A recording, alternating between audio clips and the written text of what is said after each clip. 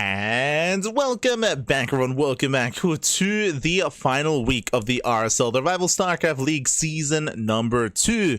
We're here with the playoffs. And of course, I'm your host, Live VIP. I'm joined by our lovely casters, both State and Tasteless. Of course, this is a co-stream. We are going to be live alongside our main casters, providing some supplementary commentary and, of course, our own thoughts on some of the matches as we jump into the top 6. As you can see here, we have Xanon Classic waiting in the winners final. Meanwhile, we have elimination matches. We have Maru versus Reynor and Cure versus Trigger, a TVZ and a TVP.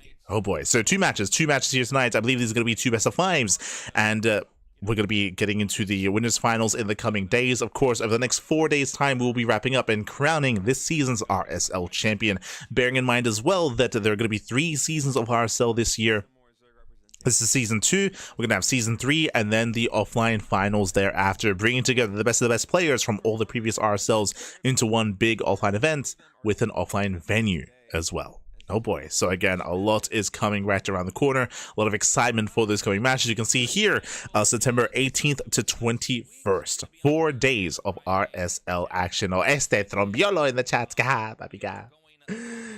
Let's go some bangers today, boys. I hope so. Again, we're going to see Maru versus Reynor and Trigger versus Cure, hoping that we get some back and forth. I'll be honest, this tournament has been plagued by a lot of one-sided series. There have been some really good and exciting and enticing matches, don't get me wrong, like Xanon versus Reynor does stand out to me 100%, and I'm hoping we can get more of that as well. This is, of course, going to be a rematch. If you remember, both Maru and Reynor, they actually played at EWC. I would say that Reynor versus Maru was one of the best series of the Esports World Cup. So if you maybe only watched the finals, if you didn't watch much of EWC, I do recommend Maru versus Reynor from EWC. So this is going to be a rematch. For those who remember, Maru, what did he play against Reynor? Mech. Every single game. Maru, he did play mech. That is what we expect out of Maru. If you're unfamiliar, Maru, when it comes to his TVZ, he does 2 things. He either ARAXes or he plays mech. Those are the 2 things he does against Zerg players. Now, I shouldn't trivialize it too much because saying mech is very broad. And if you remember, he did play different forms of mech. We saw committed Banshee play. We saw traditional tank Viking or tank Hellion into Viking. We saw battle mech. We saw, again, different openers, different variations, each one requiring a different kind of response, ideally against that kind of mech setup. So Maru, he did have a lot of variety when it came to his mech, but mech nonetheless. I saw Kira posted in Discord. The VOD isn't available yet. Oh no, it should be available now. I just published the VOD. On my personal channel, so it should be there. I just published it as we were going live.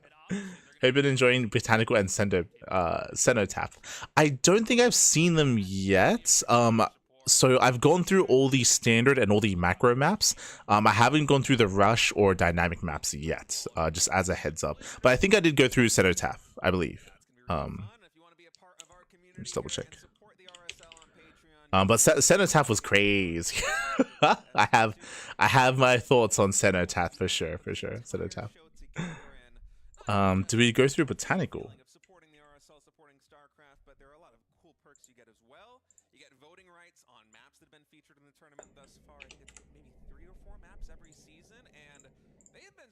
I know Cenotaph was a part of TLMC. I don't think Botanical was there, if I'm not mistaken. I could be crazy, though. But I do know that Botanical was a part of the RSL map pool, of course.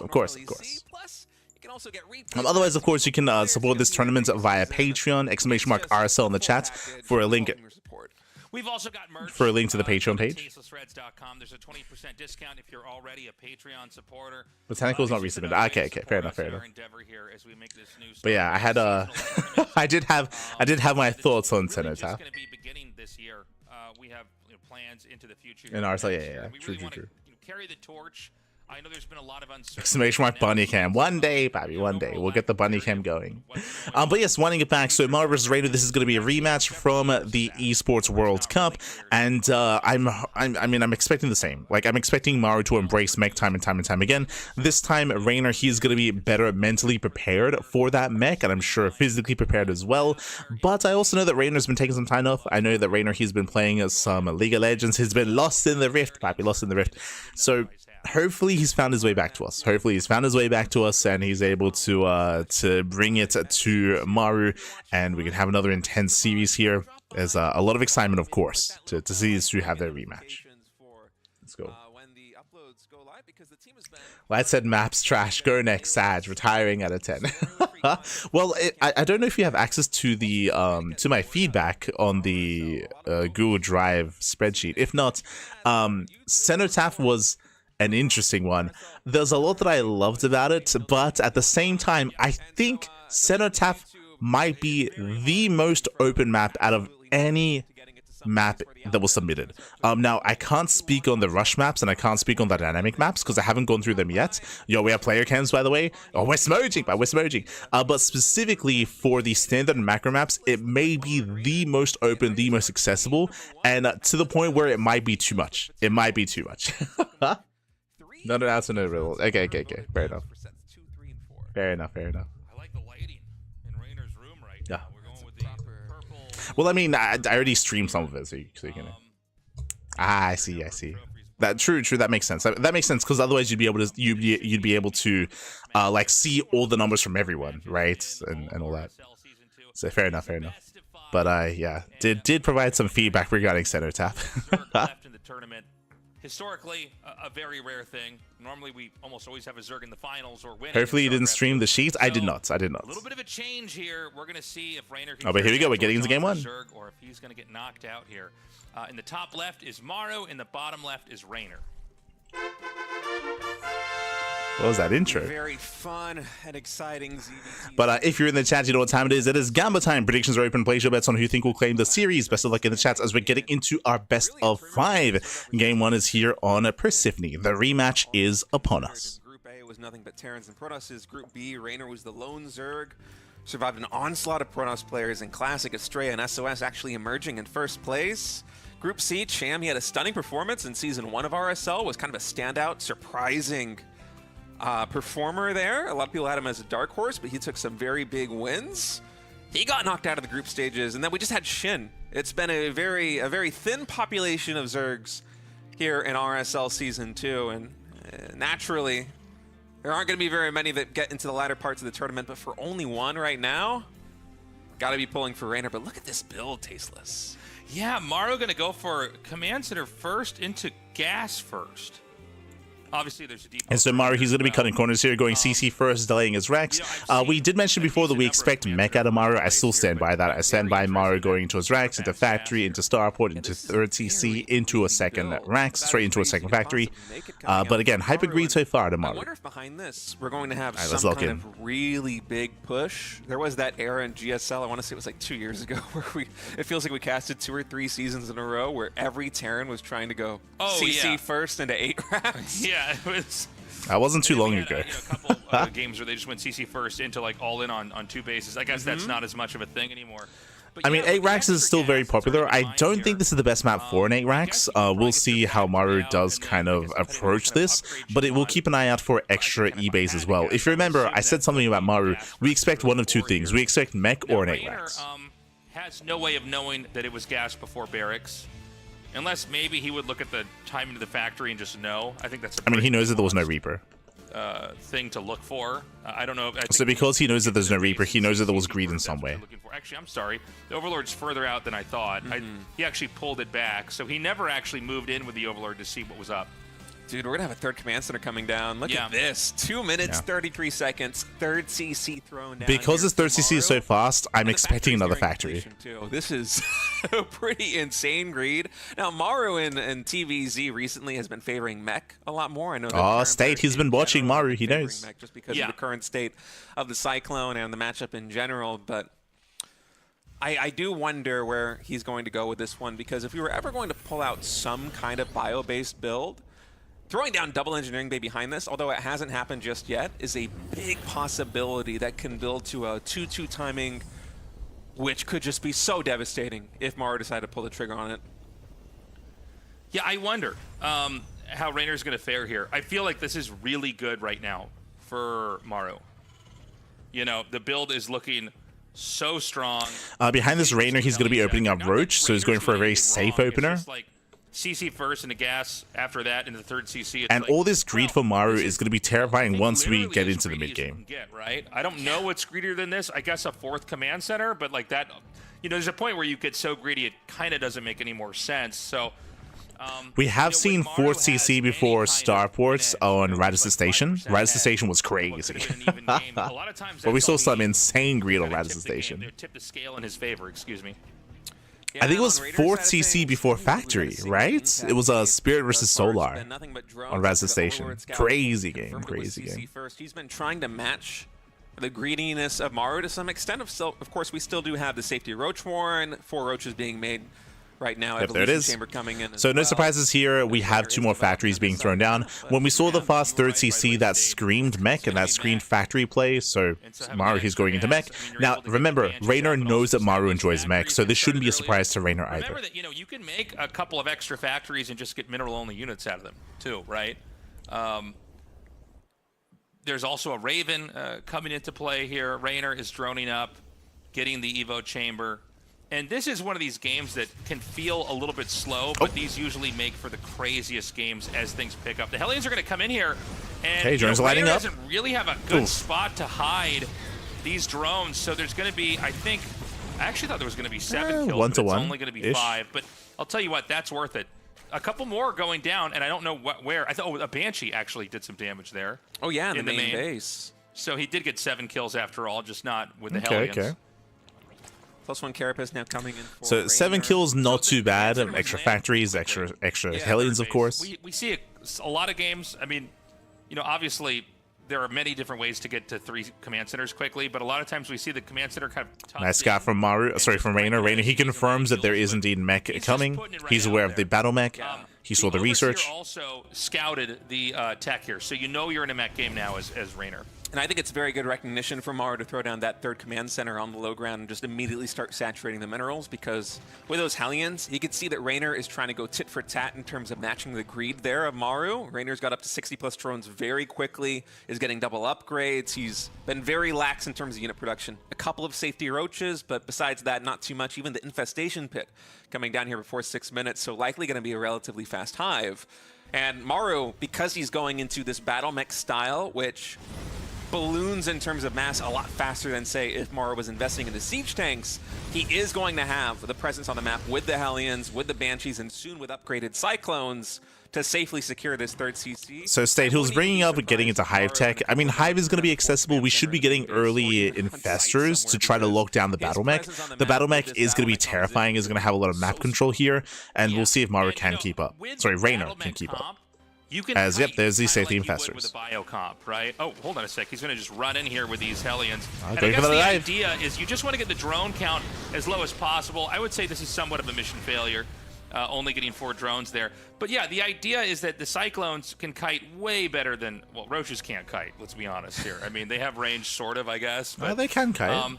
and you can start to chip away, and as you've whittled the Zerg down, sometimes you can get to a tipping point. They have here. micro potential. And you know, I'm used to seeing these kind of Ooh, the cyclone Locals kiting are techniques. the scan. I kind of am intrigued by the Raven and the Banshee here with this. It's an interesting addition.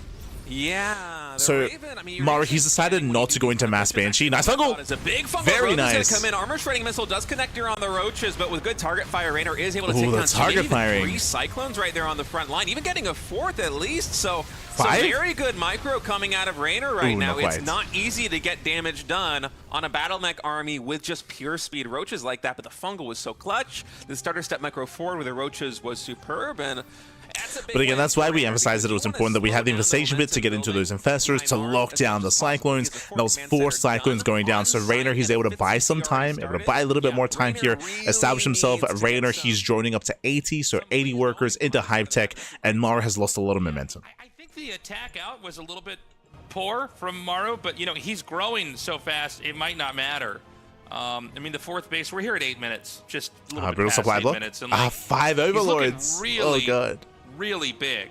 A Like, laser, Maru get is, out of you know, there. Staying even with Reynor in supply, but remember that, like, right now, Raynor's got mostly roaches, and those don't scale anywhere near as well. And so, you know, sometimes you can look at a Zerg supply, and it can be a Again, little decent bit fungal. deceptive. Great fungals, Locks down though. the army. This is the 2nd perfect fungal here from Reynor that we've seen in this game. Where Gets 2 Cyclones. He does a And just an Oh, incredible lands execution. again. He's gonna Oh do it my again. god, every You time. know, I gotta say, Maru's Maru. mech execution is looking a little bit poor.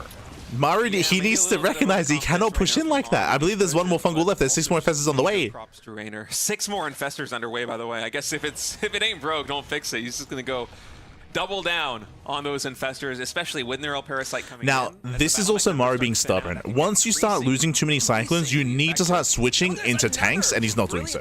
And Oh I my must say, God. I love the addition of just like a dozen Lings. It's not a significant amount. You don't really want to overinvest into them against the Hellions, but it is just enough that if he's able to land the fungal, the Lings can get the full surround and just confirm the kill on every single unit that gets fungaled. Occasionally, if you don't have that Ling Ooh, count, some Fusion of those units, Core. the battle mech units will be able to slip away. So as we mentioned, like once you start losing too many Cyclones, you need to start switching out of Battle Mech to be able to survive the counterattack that should be coming your way. Reynor's almost maxed out. And if Maru doesn't get enough tanks, then Maru can just topple over. But instead, he's switching into Sky Terran. Is he going into BC or is he just setting up Mass Liberator? And show what he's got. The way this game is organized, I don't know that he's going to have it just yet, but he is about to hit a max out point. He is getting Vipers. I think it's going to be his. So again, Reynor, he's maxed, and Maru, he should have known that this was coming, which is why he didn't need to switch into tanks, which I believe he did not. Reynor's ahead in a base. Sorry. Yeah, he has 0 tanks, by the way. But I mean, Reynor's looking really scary. He's starting. Oh, my the God, Neurals. he's going to start to mind Gets the control Banshee. neural parasite. These, Let's Cyclones. go. And you know, I'm getting worried here for Maru. He's styling, He doesn't Papi. seem to Oh have my that god. kind of spike in damage like mass tanks as an example, or something that can kind of. BC production has begun, but it's going to take a long time to get into that. You look at how many infestors. That is Reynor going to has be away, a so big there's power a spike couple for Maru of if he can bundles. get there. And eventually So he's gonna basically, be we moving all the way were across the map. criticizing. I was criticizing Maru for not switching into tanks. We can see that he's not switching into tanks because he wants to go into a mass BC instead, which is greedy. This is a very, very risky move out of Maru, but it could work. Building infestors like this because What is the best answer to BC right now for Reynor? He has no Spire, but he does have Neural. Like Neural would be like the best counter to that, or best answer. Tasteless, and with Neural Parasite for Maru, there are some benefits to going Oh. into BCs, but it's Oh, also no, a the little bit infestors. scary because Oh my that God. Neural Parasite can change the dynamic Gets of one. the fight in Gets such two. a hurry. 2 infestors go down. There's a bit of a skirmish here in the center of the map. Maru Better fight for walking Maru. into the waiting arms here of Reynor as Reynor's posturing very aggressively outside of Maru's base. Yeah, that was a much better fight for 4 Maru. infestors in production, 2, 3. How many infestors is this going to be? It must be like a dozen plus. Well, he's getting so many. How many does he have right now? It's a lot. Oh, yeah, he just lost a It wave is of, a lot of infestors. investors. Lost count. Now, I mean, there's a lot you can do with that, obviously, but So thankfully, Reynor, he's already throwing down the Spire. He's getting ready for Broodlord Infestor. right? I mean, the infestors can knurl that. Yeah, it's tricky. I think with Maru, with the BCs, you just kind of want to hit him where the infestors aren't. Maybe some Yamato cannons on Raises the, far the right army. distances can connect. People getting the Raven. Okay. Let's go. I don't know what happened there, but somehow the Raven was able to escape the clutches of the Neural Oh Parasite. my god. That was insane. Reynor with the Neurals has been crazy. It's 3.4K and 1.2K here for Oh no, the Reynor. infestors! Maru, I mean, he's Ooh, that's gonna be about to 3? max out, but he does not have the kind of 1. pockets, Wow, deep that was pockets really here, cool. that Reynor has. And we haven't seen. I Reynor don't think the casters noticed, but Reynor, he got locked onto, and he was going to lose 3 infestors, but because he neuraled, he cancelled the lock on. Like, the neural was a way to save the infestors. You can see how low health they are. They were about to die. Was just steamrolling into the mid game with this incredible economy. One of them but still Reynor will. just with fight after Oh, fight has never been mind. so cost efficient against this battlement composition. But it was a really unique way to break a lock on was to neural, to break the lock on instead. Is going to connect on the Roaches and Ravagers, but sequestering that army over here on the right side means the missile's not going to make too much of an impact, and now the BC tech is revealed. 54 more leagues are in production, so a little bit of a tech switch up for Reynor, recognizing that the Hellion count here for Maru is quite thin. And again, do not forget about that dynamic of these BCs versus Neural Parasite. That can change things very quickly. I wonder actually how many Ravagers we have. All right, it's only 4. So the actual anti-air here for Reynor is quite thin. We have seen this in the past where the BCs, if they go into the main base the way that Maru is kind of... Yeah, the mass positioned to do so BC right can still now, be an issue here. even if the Neural Nice catch, Parasites though. come in, BCs don't kill BCs very fast, right? It's a lot of Cyclones So going down. It takes quite a bit of time. If there isn't a follow-up comp from Reynor to actually losing even more Cyclones. Oh my god. or maybe Ravager Bile, it could still be tricky, but everything is looking so good for Reynor right now. That bank up to, what, 7K resources? Yeah, it's one of those things where Reynor, he's been dominant throughout the majority of this game, but BC. That's the thing. Reynor, he's spotted the battle cruisers. He has the Spire. He's getting +1 air attack. We need Corruptors soon. A little bit later than his opponent. And then just basically the Zerg is mining out. Now, this is a very different situation because it's battle mech into now a huge amount of battle cruisers. But I guess the point I'm trying to make is that Reynor's like filling up his side of the map. The big play for Reynor that's 6 battle cruisers. Dumping the resources back into another army to then try to flip the game into his favor. The Ravager count has grown immensely here, Tasteless, and that will give a punch here for Reynor. Imagine, say, he is able to neural parasite a bunch of these BCs. He might be able to just stack them on one spot and drop a massive file that's going to connect with every single one. I think a play like that one, he's heavily reliant here on the neurals. Be one of the winning moves. Does he teleport in time? He does. Okay. Wow. He saves the base. Barely survived. Yeah, the BC's also he saves the expansion. I mean, Clutch transfuse. What the number is of shots from a battle cruiser to kill that, right? I mean, it's so niche. I don't even know. Apparently, Maru doesn't even know. I guess he doesn't know that. But yeah, you look at that and you go, well, that's exactly not the right number. Maybe he thought he'd get some extra shots off before the army came over there. But like, that was Maru's big play. It didn't do anything. I guess the number is 8 and not 7. Yeah. Everybody knows that. It's 8, of course. Maybe even 9. I didn't see how down it was. Okay, so he's going to move up here, he gets it. And he does, where the Cyclones actually get the damage. Goes through the little speed booster to get away. So the income for Reynor now is quite coming a bit lower, but at the same time, his bank is so big, I don't even think he cares. He's triple expanding right now, re-expanding to the bottom right, and then taking this base on the left side and also in the right center. Adding in some Corruptors as well. It is a bit of a hiccup in the economy here for Zerg, but with, I mean, now Reynor has his Corruptors. It's really only the gas income that you're feeling the burn on. Now, this is what's scary specifically about this map, about Persephone. The reality is that, yes, Reynor, he has a bank. Yes, Reynor, he has been mining more and he has had more bases. The reality is that Reynor is not stopping any of the expansions, right? Maru, his bases have been left untouched, and he is freely taking more bases and slowly catching up. So when it comes to resources available, we have an equivalent resource count for our 2 players, and Maru has the more efficient army. And I guess he's going to target the main. I mean, taking the Hive out would be pretty nice. And he's going for the Hive. How many BC Yamato cannons does it take to kill a Hive is what we're going to find out. Only the hardcore players know, right? How much do you love this game? Of course that's enough. Nice blink. Nice pull out. I love these moves coming in from Maru. They are so cool. Again, he goes in, snipes the base, pulls away. That's all he has to do. Just keep sniping bases, and now he's going for the gold. Now, this is actually really scary for Reynor, because if Maru can get that gold base, Maru, he will straight up just have more money, just more resources than Reynor. Reynor, he can't let that happen. He has to deny the gold. Don't do it. The Corruptors alone don't do it. They need to work in tandem. And so Maru, when he goes for these plays, like sending the BCs into the bottom left side, he can just scan, see where the infestors are. As long as they're far enough away, he can take the engagement, he can snipe the Hive, he can move back away. And he can also check in on the rest of the army and move in for snipes on bases as well, as that's going to be the kind of key here for Reynor to actually just push in. He's trying to force a situation where he can actually take an engagement on his terms, because the BCs continue just to pick off bases at the bottom left. And he wants to out all the investors, though. Eventually, Reynor is going to get whittled down to nothing. But almost 2. It's tough to attack into a mech army like this one.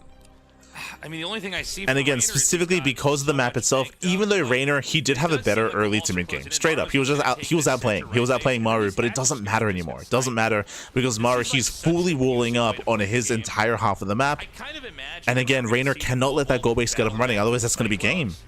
And even when I saw the battle cruisers, I thought, okay, but eventually it's. You can see Maru catching up with the bank as well. We have almost an equivalent gas bank. Because they're such good units, but then I look at this and I'm like, oh, you kind of just do drive-bys. These BCs can always just teleport. Again.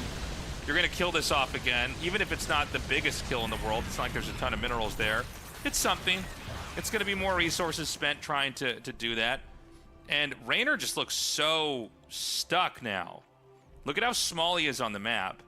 Reynor, he's dying. Like he's so far, he's lost momentum. He's behind in this game. He's not able to really do anything to contest the center right base. Ooh, another base goes down. Just every time Maru moves in with these BCs, notice on the minimap, you can see where the scans are coming in. He just confirms the infestors are far enough away that he can always teleport back to safety. It's Honestly, such an abusive move.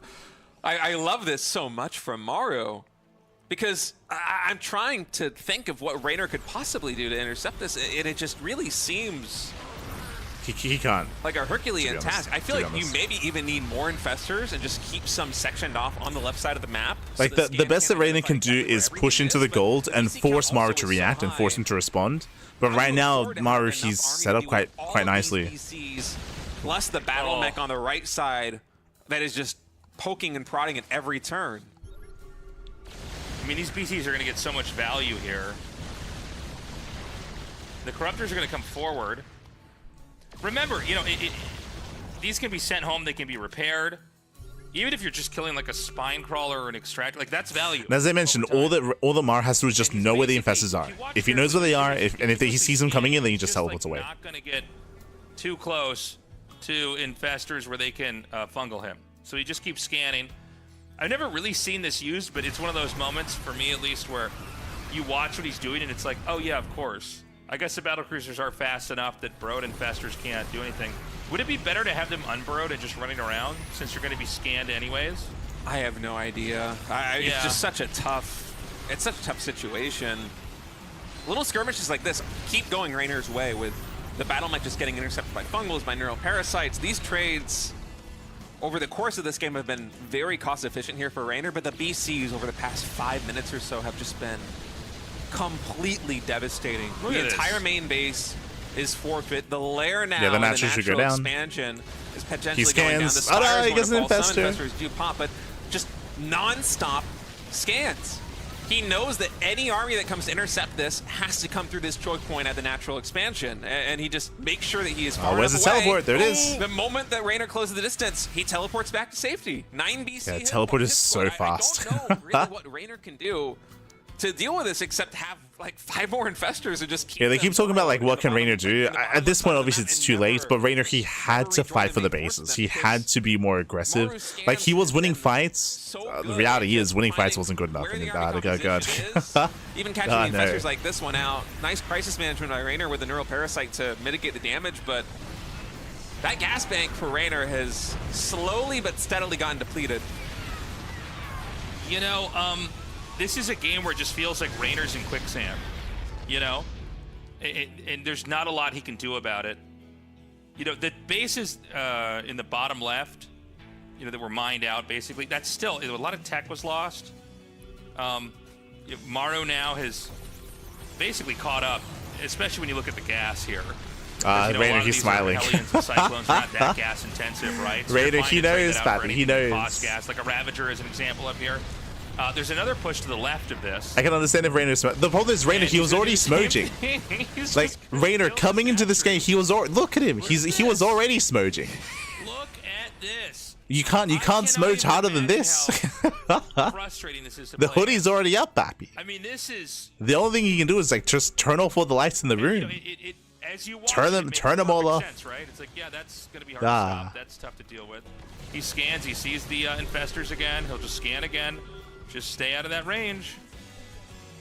It's brutal. Just keep scanning. He's going to send a CC over here. The CC's going to scout a hatchery and kill it. Don't worry. He's going for Reynor's bases. That shouldn't be possible. Right now, I mean, by the way, I think BCs. Reynor's like 100% dead. Yeah. I know that there's like a lot of money he's got in the bank, but like what the BCs have never really been dealt with. Okay, here we go. There should be a fungal here now. No? I guess one. It's like fungal too. One or two, yeah.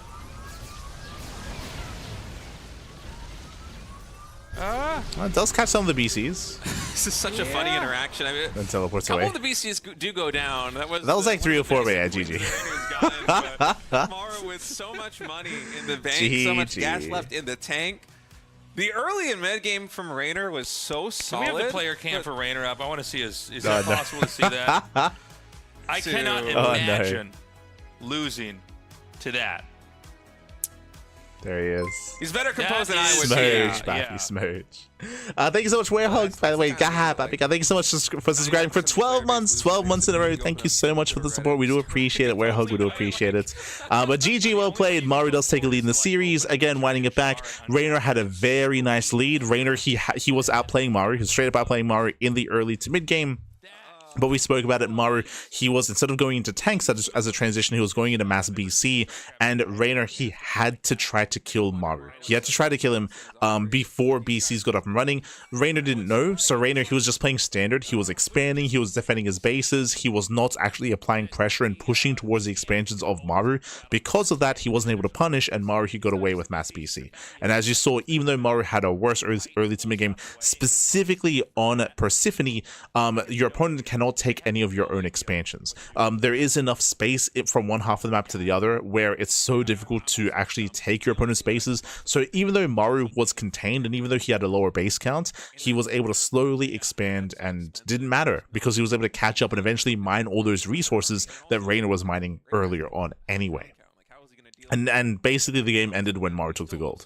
When Maru took the gold base, like, it was over. Like, that gold base, it should be the Zerg space. That should be the Zerg expansion. For Maru to claim that, for Maru to gain control, for Maru to gain momentum, and for him to get into all those BCs, 6 to 7 BCs, was brutal. And alas, in the end, Reynor got outscaled. Got outscaled. Your opponent spawns GG. on the top left, you spawn on the bottom left. The actual air distance between main bases isn't that great. It's not like it's corner versus corner opposite of each other. It's not a cross spawn. And so for Maru just to completely section off the west side of the map and be like, all right, this is where the battle cruisers are going to roam. They're going to go into the main base. They're going to go into the natural. They're going to potentially attack the triangle base or that expansion on the left side. Put scan on global cooldown that helps with that. I mean, just to reiterate again, there's a lot that happened there that's allowed for Maru to get into that game state that wouldn't be possible in other maps. I mean, one of it was that Reynor didn't know, right? He didn't know that there was a Sky Terran transition coming, so because of that, he didn't know that he had to be more aggressive. On top of that, as we were trying to emphasize, specifically Persephone makes it easy to cut the map in half and makes it easy to have a slower start, but then to catch up in a longer game because your opponent's never taking your bases, or at least they shouldn't. Like, your opponent should never be able to do so. But on other maps, they can, right? On other maps, they can start to encroach onto your half of the map and take your own bases away from you if they have map control. Like, map control is stronger on other maps. It's weaker here on Persephone. Here we go. In a mid game, which looked so good for Reynor. He was like double the cost efficiency of Maru against Battle Mech, which is, you basically never see that in modern ZVT. And then, yeah, Maru just rug pulled him with the BC tech switch. It was crazy because when I saw the BCs made, I thought, well, I don't know about that. I mean, you know, don't they have infestors kind of ready for this? Aren't you almost playing into their tech? And then it's like, well, you're just never going to actually get close to the infestors because you have so many command centers and so much of the map and such a positional advantage. That you can just keep scanning. So the infestors never actually catch you. It's a very funny thing, too, because you're exactly right. The infestors, in theory... How much faster are infestors above ground? Do we know? I actually don't know that. I actually don't know off the top of my... I mean, I know they are faster, though. Yeah, I don't think it would be very significant. Which, the reason why I'm asking is that they were burrowed. Is this when do we if this style persists in the meta, do we end up in a situation where it's kind of similar to Protoss when they handle their High Templar, where you have to have the infestors in Dropper Lords, in speed Dropper Lords, to be able to zoom them around and respond faster? Is that where we end up? That mobility gets a little bit easier. Oh no, I can see that happening. I don't know. Yeah, I honestly, I don't think where if this game state persists over time, and if players have to play this game state more and more, and if this gets more refined, I can see that happening. Where like Zerg players, they start making Drop Lords with speed, and that's how then they use that to like keep up with their spellcasters to be able to rotate. Oh no, more middle of the road, but he's not doing that at all. Not like the this. Overlord's going to scout it. He'll see the CC is nearly done. Yeah, and I'm wondering. Like, it sounds silly, but I feel like that's where the game would head. a little bit. Obviously, he would have to go on to a different branch of the build. Excuse me, for where he's at right now, because he is scouting this with the Overlord, running up about 2 minutes. But Kill Switch of all the maps is probably one of the better ones to try and go for some kind of bust play against this Screed, right? I would think so. I think it's either is Maru playing mech?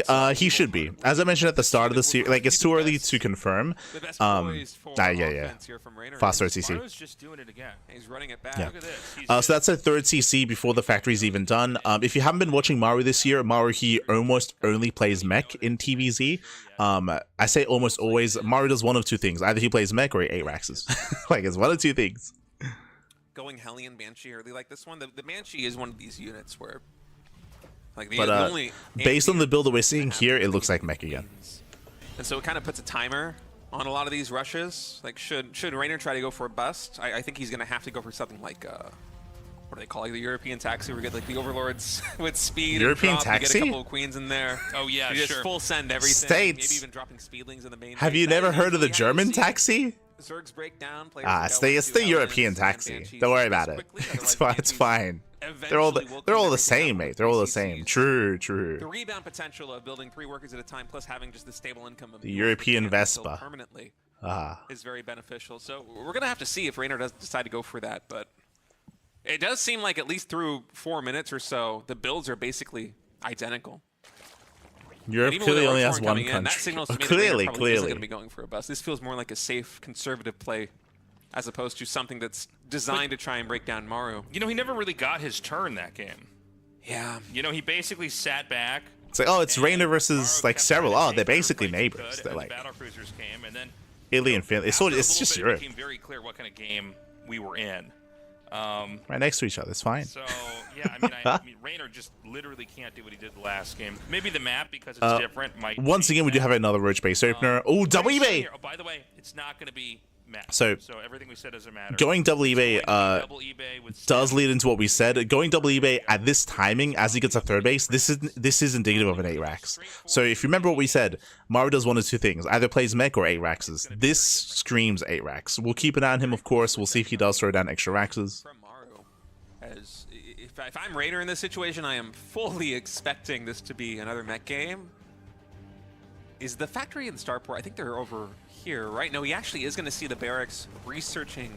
Yeah, the overload goes Sim. in. So he knows now. Confirm Sim. He knows for a fact that this is not going to be Yeah. mech. Well, keep in mind, you know, if you didn't see the other barracks, you might think it's a fake. I mean, that's always possible too, at this level of play. But yeah, I mean, he's going to see that and have a much better idea of what kind of game this is.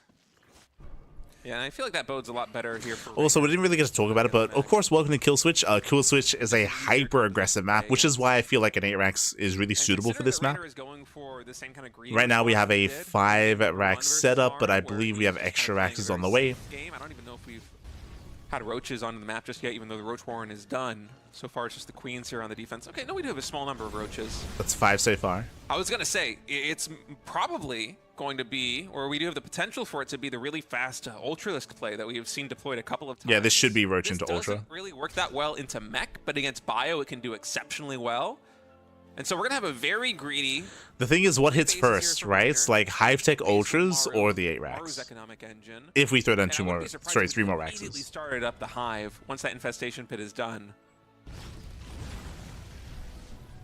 Yeah, there it is. 6-minute hive. So I think it's Nice. probably going to be that kind of Ultralisk bust. Yeah, I think he wants to have, you know. We're also something looking to at the really gases smash at the the third infantry base. Out here. You notice that Maru's not actually running into the base and trying to. Oh, kill he got a drones. 4 It's a CC. different game. Oh, He's trying my to just keep apologies. the creep oppressed. Sorry, I did not see that. Okay, Maru, he's playing Because he wants standard. to be pushing out eventually. And He trying to is getting 3 more dominate. raxes and he's getting up to 8, but he did decide to I expand. think it is. I don't know why I didn't see that made earlier.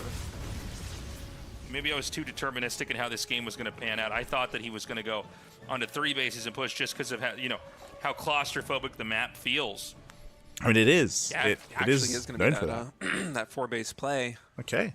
We have a game. Interesting choice coming in from Maru. Second factory is Now, adding because on of as well, this, so that means that it's gonna Reynor, have a lot he more should be able to defense get away with his Hive here. Tech. It might make sense on a Like, small map Reynor, like he's this one. not in a bad place. Just to read the situation and be like, you know, here being Maru, Reynor is probably going to try and be aggressive against you, right? Because Reynor just needs to have an army fast enough to deal with a push should it come, because Kill Switch is so aggressively positioned. Like the third and the fourth base distance is so short across map. You have a couple of slowing zones in the very center, but besides that, there isn't too much distance. So for Maru here, if he goes, say, like double factory siege tank coupled with all of these barracks and the fast upgrades, and just says, okay, Reynor, you have to go for this army composition in case I attack you. I'm just gonna play defensive with double factory siege tank and make you attack me. That could be a really good way of just weathering the storm of the initial wave of ultras, which is usually the game ender when you go for this play as Zerg. Can't quite drop over there. The spores have that set up where there's no way to really It's also get back definitely out. interesting to think Yeah, about. he's Like gonna right now, do the he's DOS play. he's posing the question that maybe Maru was hoping that he could fake Reynor out into being too defensive, but Reynor didn't. Like, Reynor, he teched up quite quickly. So Reynor, he will hit that power spike. Question is, how well can Maru just turtle up here on kill switch?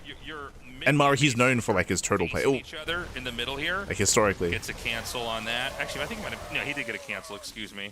Killed all the Marines for that. So, yeah. I mean, sorry. Like, I would love to see the camera pan and check the defensive setup at the 3rd and 4th. Like, we need to see what is the siege line looking like, what's the SimCity looking like. Maru's going to be going for that kind of run the clock play. You know, let them mine out their. Because you can see that Maru's just, he's throwing down sensor towers. He's the best at this in the whole world with Terran. Nobody's even really a close second.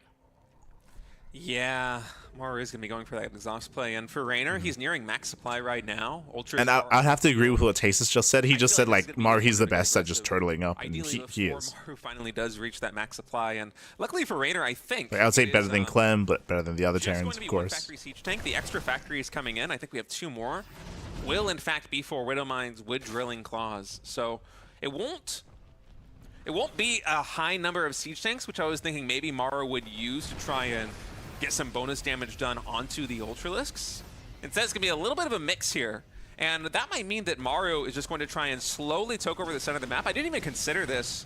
The Widow Mines are going to pair incredibly well with the slow zones right in the center. Oh, dude, yeah, of course. Like, he can just basically control the middle and use that as a staging ground to attack either the base in the top right or the bottom right. Why did I never think of that before? I mean, it's a unique map. We never see this kind of thing, right? Yeah, you're right. Widow Mines are going to be really OP in these slow zones here. Dude, Maru's really bringing it here today. Reynor with surround. He's coming from behind. Now. The slow bailings. See these slow zones. It's going to be very tough to get on top of these mines. Oh my god. The fungals are great. Good fungals. And it seems like there's enough. Can he break through? I think to keep pushing forward. The problem is that there are these tanks staggered so far back. Oh my god, that one Ultra's going to get away. Ultra's going to survive. I'm a little bit afraid that Reynor never started bailing speed. Yeah. Reynor wasn't even able to fully unseat him from the center of the map right there. It was funny because he like started to win the fight, and I looked. Yeah, he didn't. You can see Bailing speed is not even halfway done. I think Bailing speed started when the fight began. No. So Reynor, he didn't realize he didn't have Bailing speed based on the progression on the production tab. Top is all filled up. I see Ling's headed up there now to try to attack that. We'll see what's actually up there to defend. So feel slow Bailing, man. A really, really stressful position here for Reynor. Yeah, Widow Mine's being produced 4 at a time right now. And Reynor is going into a much more Ling-heavy composition. I think that makes sense, especially with Bailing speed now finishing. Notably, it was not there for that earlier fight. Ling Bailing could be one of these comps that Reynor runs and just pushes all of his resources into to try and bust down that center of the map. But against this many Widow Mines, especially coupled with the defensive siege tanks, with the slow zones, and even just the architecture of the map here, it's going to be a tall order trying to take this down. Maru has been doing such a good job of planning his builds for the maps in these first 2 games of this best of 5. It's really something to behold. It's like a perfect spread of Widow Mines here in the center. I'm getting really worried for Reynor here. This just looks, between the fact that, you know, look, the Lings at the top are going to be good. That's going to slow this down, but like, I mean, what they're getting at, the problem here is that Reynor's big power spike was his first wave of Ultras, and he didn't do enough damage. Like, he didn't do any economic damage. He didn't break the main army either. This may come down to also how the bases in the top right and the bottom left are going to look here as well. And because of the terrain, because of the slow zones, like, it's so difficult for the Ultras to engage. With that orbital, to have a planetary on the front line. He's been so greedy early game with the orbitals, but now he's adding in these planetaries. It makes a lot of sense. And even adding an additional command center. How many CCs is this now? I'm looking at the minimap trying to count them. We definitely have 2 additional ones in the main base. This might be double-digit CCs. And sometimes when you see Terran players go for a play like this one, they'll just kind of sacrifice a significant number of SCVs because they rely more on mules for the income, and that allows them to have a higher army supply. Maru doesn't care, man. He's happy to fight with just 80 army or 120 army supply. Oh my god, the Widow Mine, the minefield survives. And just trade out. Gets the expansion. So efficient. Even gets the hatchery there. I think Reynor's put up a better fight here, but the numbers aren't looking good. They're even on bases. Well, I guess that's not true now because a hatchery was sniped, but you know what I'm saying. Zerg needs more than this, and I never really appreciated a turtle play from Terran and how much you can exploit these narrow areas. and kind of just come in there and take your fights, and then like a moment like this, you go, I don't like this fight. I'm gonna run back into the Widow Mines here. Fun fact: what Tasteless is talking about is something that I've been judging on for TLMC. is criticizing and critiquing these like narrow choke points here that do benefit things like this. Is coming in here for Reynor. 5. The Broodlords have arrived though. Reynor is holding on. Those infestors. And whenever you see the Broodlords come out, you got to remember that now the game slows down as far as counterplay stuff from the Zerg, right? Like Terran could probably now expand to the bottom left here too. Yeah, but I think on kill switch this might actually benefit the Broodlords a little bit because it is a straight shot going from Reynor's side of the map through the center into Maru's side of the map. He has what, 6 starports? Did you see the amount of starports in the main? That's crazy. Now oh my god. 7 at a time. I didn't even realize we had so many additional starports come in here for Maru. 7 Vikings at a time. There is a timer here for Reynor on this push because the answer just really isn't there for Zerg right now. Yeah, he's going to try to do this counter attack. And honestly, I mean, it's in middle ground really between good. that and Bar. Yeah. I mean, if you want, like I was streaming my judging earlier. If you want to hear my thought process. We have the Vikings coming. But I was streaming earlier. Just a very small number. Yeah. What we see on the screen is basically what we get. Well, there might be enough corruptors to actually fight this. Oh man, these SCVs need to repair this planetary. Got a lot of action happening right now. Vikings are finally able to shoo away these Broodlords, almost enough to one-shot the Broods. Oh my god, he loses that. Does get a mineral line. Okay, let's go. Command centers over there. Nice fungal. Reynor's turning it around a little bit, but this is such a difficult choke point to attack into, especially with the barracks and the factory here on the low ground. The problem is the Broodlings, Broodlords. I think they're all gone, right? I see Broodlings coming out of something, but you know, now it's oh yeah, sorry, there's 3 over there. The army's over Sims, Medivacs out of energy, but there are so many Vikings. Oh my god. Maru's kind of forcing his way through this. The slow zones. Now, Maru, he does win the fight, but that was 31 SCV kills. Maru, he completely ignored the harass. 2 top command centers were killed off, so Maru's actually in kind of a crazy position where he's was knocked down to 3 bases. Again, backup command center. Again, Maru, he was just ignoring, or he just wasn't respecting the run by. But, you know, that Broodlord tag 31 SCV kills. So Reynor, he's in this. He has a chance. Can he survive the push, though? That's the scary thing. Insanely close here. Yeah, and Maru, the army that he's got right now is much more potent than the one that he had a few minutes ago, too, because his worker count, because Reynor got all the economic damage done on the top left side of the map, we're now going to be pushing about 140 army supply here for Maru, as opposed to like the 120 or less that it was before when his SCV count was significantly higher. And it doesn't even hinder the economy here of Terran all that much because of the additional orbital commands that we have, not just in the main base, but also in the natural, at the 4th, at the 5th. There are just orbitals absolutely everywhere here for Maru, and that's going to be tough for Reynor to deal with.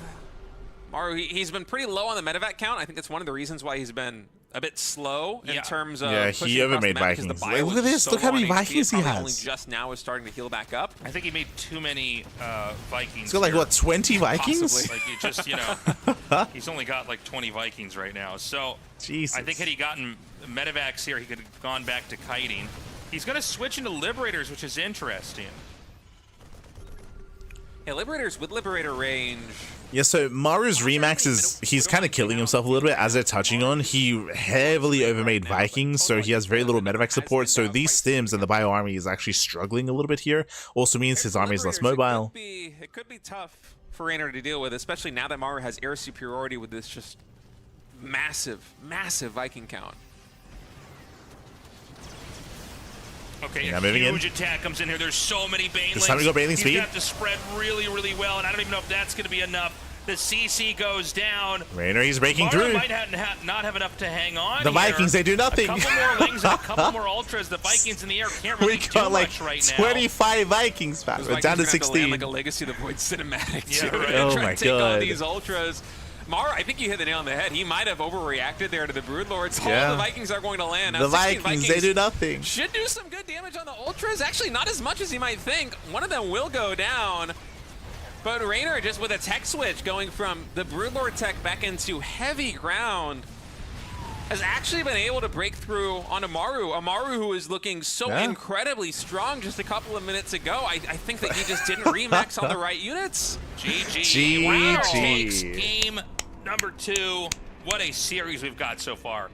I gotta say, I think Maru could have still won that, but it seemed like he went way too hard into the Vikings post fighting back the Brewers. So, I think he wanted fun to make fact one here, better. fun fact. Reynor, he had a much stronger early mid-game in Game 1, and then, of course, he was caught off guard and shut down by Mass BC. Game 2 was the opposite. Game 2 was Maru, he was dominant. Maru, he was very informed, very dominant. He shut down the first Ultra move out, if you remember. He was getting up to an equivalent, if not greater, economy and base count than Reynor. Like, Maru, he had the much stronger early, mid, and even mid to late game as well.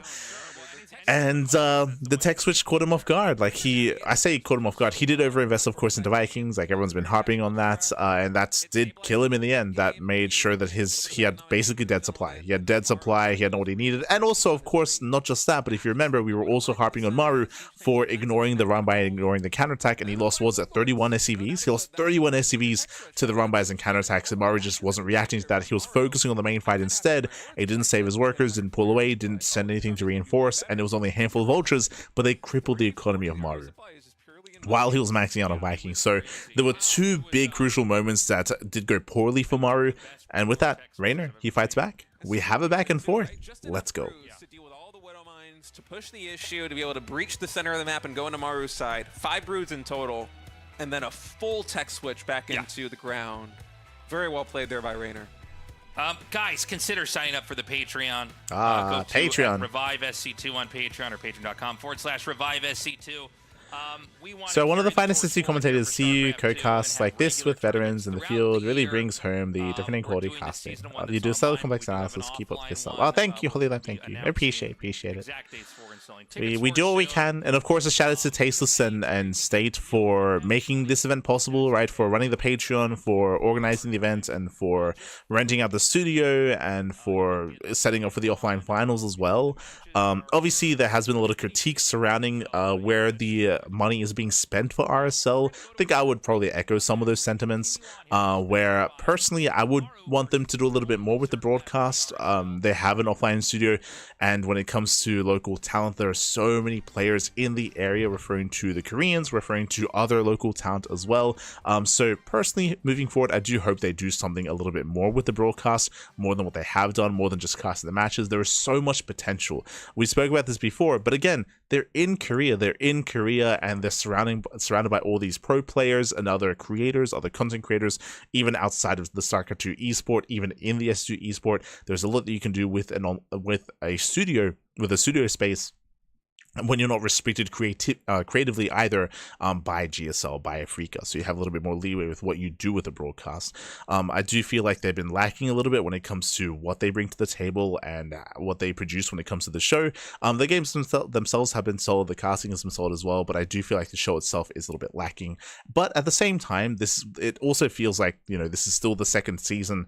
It's season 2, but right after season 1, and there's still like the teething process. They're still building up. They're still kind of refining themselves, and I'm sure that they're going to be working on the show itself as well. I'm sure they're taking feedback, and yeah, I'm looking forward to seeing how RSL does grow over time. Do you feel like there is room for growth for sure? Is room for growth. For now, though, they're going to be cutting to a break. We're going to be going on a short break ourselves, and we'll be back with the remainder of the series. See you soon.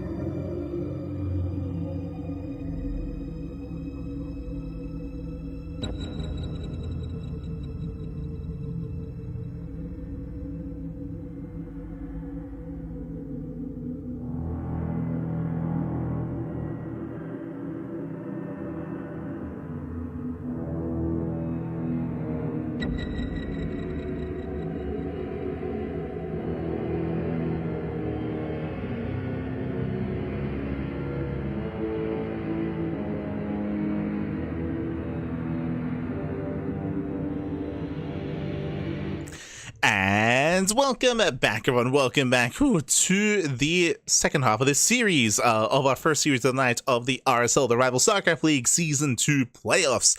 We're nearing the end of the tournaments as this is the final week of the RSL Season 2, and we are mid-series when it comes to Maru and Reynor. Maru and Reynor, we are tied up 1-1. We have a back and forth, and this is a best of 5. Now, something that excites me the most about this series so far is that Maru has been mixing it up. If you remember, I was very confident in my statement earlier at the start of the series. I was like, oh, you know, at Maru, we expect mech, we expect 8 racks, right? I said that multiple times. And in game 1, we got mech, right? We got validated in that. We're like, yeah, that's Maru. But here in game 2, State said something that I definitely do vibe with. State, or I agree with. State, he said that it feels like Maru's really prepared in this series because game 2, we saw a very turtle-heavy style instead. Maru, he turtled up. He threw down a wall of planetaries, a wall of sensor towers. He fully walled up on kill switch until he maxed out before starting to push. So again, Maru, he showed us something very, very different, which is a little bit more specialized towards the map. So I do appreciate that it looks like Maru, he has planned this series out. That is the benefit of something like RSL, where these players, they have one series today. They only have one series. This is it. And they've had a week to prepare. So this preparation-based format does kind of bring some different kind of approaches to the game and some different styles and a different approach. And just in general, it's a really fun games and a really fun series. If you recall, we said the same thing about Zaun, right? Zaun versus Reynor. Also, Zaun felt pretty prepared. And we even saw that in GSL with Zaun, right? So it does kind of favor and lean towards these players that do come in with specialized builds for every single map. But here we go. We're jumping into game number 3. Hold that thought, actually. Tasteless. Look at it. We got a 12 pool. Reynor. Oh, let's go. Maru, are you going to go see 12 pool out of Reynor. Yeah. We're on Botanical. I like it. Oh, that's really cool. So let's watch the minerals now for Maru. Is it going to surpass 150? So here, Maru, he's setting up on the low ground. Oh, bold move out of Maru, going for the low ground racks. Command center first, if that's what's going to happen, and I think he is going to go for barracks. Ooh. Oh man, that's a feels bad man here for Reynor. Yeah. Now, this is probably going to be 2 barracks on the low ground, I would think, given the size of the natural round. The beyond. Yeah, 2x Reaper. I don't think I've actually casted a game where you 12 pull into this. If we have the second depot come in fast enough, which I imagine it will, because I believe this is Maru ahead. I don't because of the low ground setup and because of the late CC and because of the Reapers coming out. I don't think these lings do much, but we'll see. Second depot is made down there. That walls.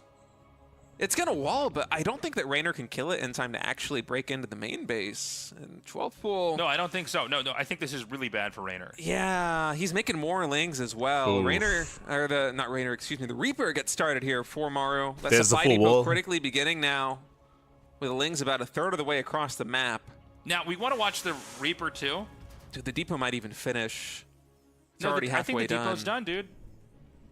Oh, this is I'm just brutal killing the here hype. for I'm Maru. like, no, it's yeah. over. Game 5. Let's go. I mean, based on the rally, does Reynor but even lings play they this one hit, out? which means Maru should my re-rally. God. Oh no! It's not a full It's wall. not a I think it wall! might even need to be one No. tile up. That might be misplaced. Maru's actually laughing a little bit right now on camera. I think in theory that could be a full wall. Okay. Still, it's not an ideal situation. I for mean, we still Reynor. have Reapers Maru anyway. has Like, very good control, especially with this Maru Reaper, should with still win this SE. game. He should still shut this down. But this Reynor is beginning getting to more control damage than it should He's have. still only on 14 drones. He's been building nothing but lings thus far. Yeah, like again, like this He might Reaper be should able to never supply die. cap Maru if he can take down that supply depot and the natural wall in. But with the Reapers done, given Maru's caliber of micro, I don't see this going. I don't see much more damage. So coming in. Reynor killed one SCV. He killed one SCV, and then now we just re-roll. He's gonna try and keep. He killed one SCV and he denied mining time and he kept the Reaper at home. So again, and what I just said isn't really too much damage, but it's more damage than it should have been, right? Like this should have been a cleaner defense out of Maru. You know, obviously. Regardless, Maru, he's still ahead. He shuts down all these lings, and Reynor should not be able to expand. Reynor should not get a third base. And you know, now the Reapers are out in pretty high numbers. As in, he shouldn't be able to. No, I'm sorry, just 3. I thought it was like going up to 5 for a second. He's actually going into Marines. This makes it really hard to. Oh my God, he's going to. No, he gets the Overlord. No, he's supply sometimes blocks. when rushes get really crazy, that's when you just forget. So Reynor's supply block now. Now I don't think the Reapers can do much more to actually hurt the Zerg, but you can't take a third hatchery. Yeah. Now, Reynor's Yeah, as Taste has just mentioned, like, no third hatchery. His work Maru doesn't have to push in. He just has to contain. Just contain the Zerg play on 2 bases. Behind this, Maru throws down 2 more Raxes. He's going for a 4-Rax follow-up, and he can just kill with Stim. And Maru, what he's doing behind this is actually so exciting.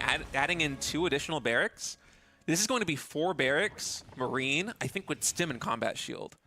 And with Reynor's hindered economy, I'm not really sure what he could do to just stop a straight-up Marine push. He can't. This is a very common transition that we see from Bjorn, is going for the 4-Rax Stim timing. It hits really hard, and it punishes a player that takes too much damage in the early game. Shield and Stim is a really exciting one. This might even have an SCV pull with it.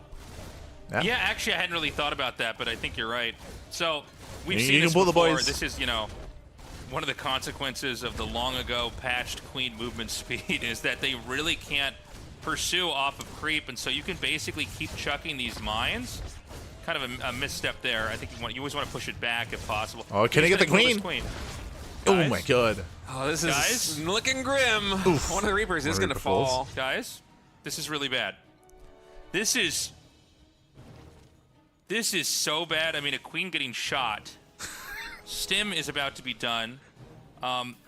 So yes, with 1 queen dying, I mean, Reynor's defense is going to be even more difficult. Link speed just began, so link speed will not be a factor. There's no banelings, there's no roaches, there's purely a low queen count and slow links. We got a slow link defense, pappy. But like, I don't see any more links out. I see drones making. Get your hoodies up and start to smooch. I forgot because the Let's go. didn't see this coming.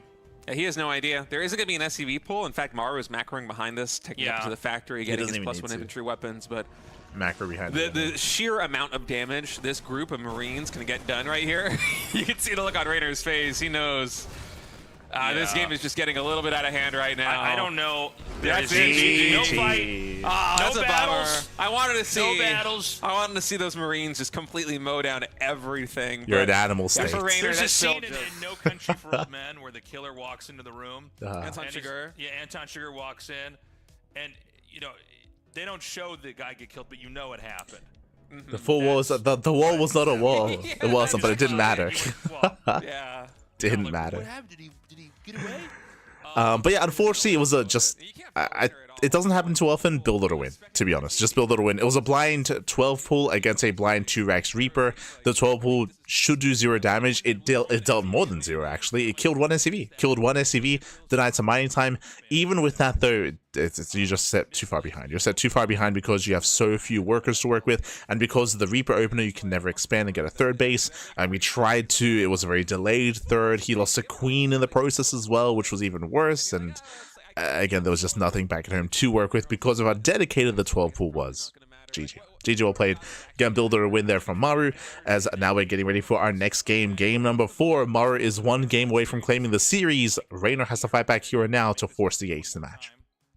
I also want to emphasize, remember, this is a lower bracket match, which means the loser of the series is out of the tournament. They are eliminated from the tournament.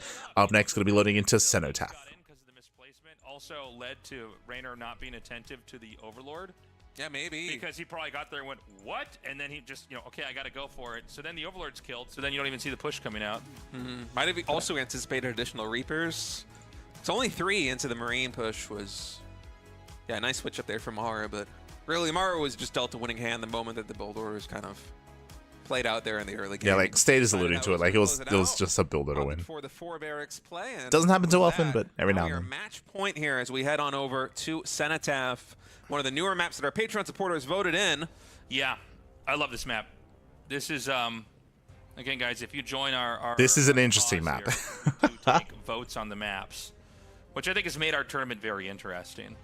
Yeah, man, I'm worried for Reynor. I do want a Zerg to get, deeper than they've gotten in this tournament. But it's looking tough. So fingers crossed here for Reynor. Hopefully we get a 5th game no matter what. Yeah, keep in mind. So coming into this, bottom right, you do have Reynor. Top left, you have Maru.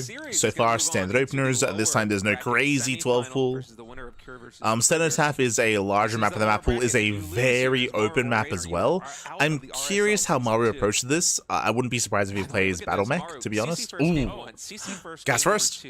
Game number 3 versus the 12 pool. He goes 2 racks. Gas pool late hat trick. Reynor, he's going for. Are we going for a roach rush? The game 3, he's like, you know what? I'm just gonna go CC first again. There's no way that you 12 pool me again after it fails in game number 3. Game It's number not. 4 here. Oh, you mean Yeah. After it failed in the previous game, like there's no way Reynor's gonna 12 pool here in game number 4. Just go for the CC first again. Dude, Maru is so cool. I love the greed. So I think he might be the they haven't greediest. pointed it out. So winding it back here again, Reynor, he goes for a late expansion. He goes for a faster gas geyser. This typically does one of two things: either fast link speed into a link flood, fast gases for a bane bust, or fast gas into a roach rush. So we'll see if Reynor throws it. He has enough money for it. We'll see if he throws down the roach warren. Otherwise, regardless, aggression out of Reynor and Maru, as they were pointing out, he just wants CC first. CC first into a late racks. So lack of scouting. No SCV scout, no Reaper scout. If we're going for an all-in, and there it is, link speed is on the way, and you can see here that Reynor, he does not pull out of gas. He is committing into what looks to be a bane bust, and Maru is playing blind. Into the Terran. Instead, this might be something more aggressive. I wonder if it's probably going to be a baneling nest, right? Should be. I don't know. Should be. I'm not sure what exactly he wants to do here. The factory is starting here as well. Oh, It's a roaches. roach warren coming in. All right. So he's going for a roach rush. Not a bane bust, but an all-in Maybe nonetheless. just a 2-base roach push here to try to just come in here and do the damage. Now, a lot of this will depend on what Terran gets right away. And remember, the most crucial thing about what's happening right now is that Maru has no idea. Is that Maru, no SCV scout, no Reaper scout, zero scouting information until the Hellion pops. So Maru, he's just insanely blind as to what's happening. It makes sense to weave this into the best of 5. Yeah, and Maru's going back to his tried and true super fast third CC follow up to the. And I feel like they should be pointing out the fact that Maru has no idea. He's going 3 CC. And from here on out, probably gonna be nothing but lings. This might just be game. This might just be game. Speaking of build order wins, like we spoke about in the last game, that was a build order win. Here, it's kind of the same things happening. Okay, so it's going to be 2 Hellions here, which are not going to be that helpful versus Mass Roach.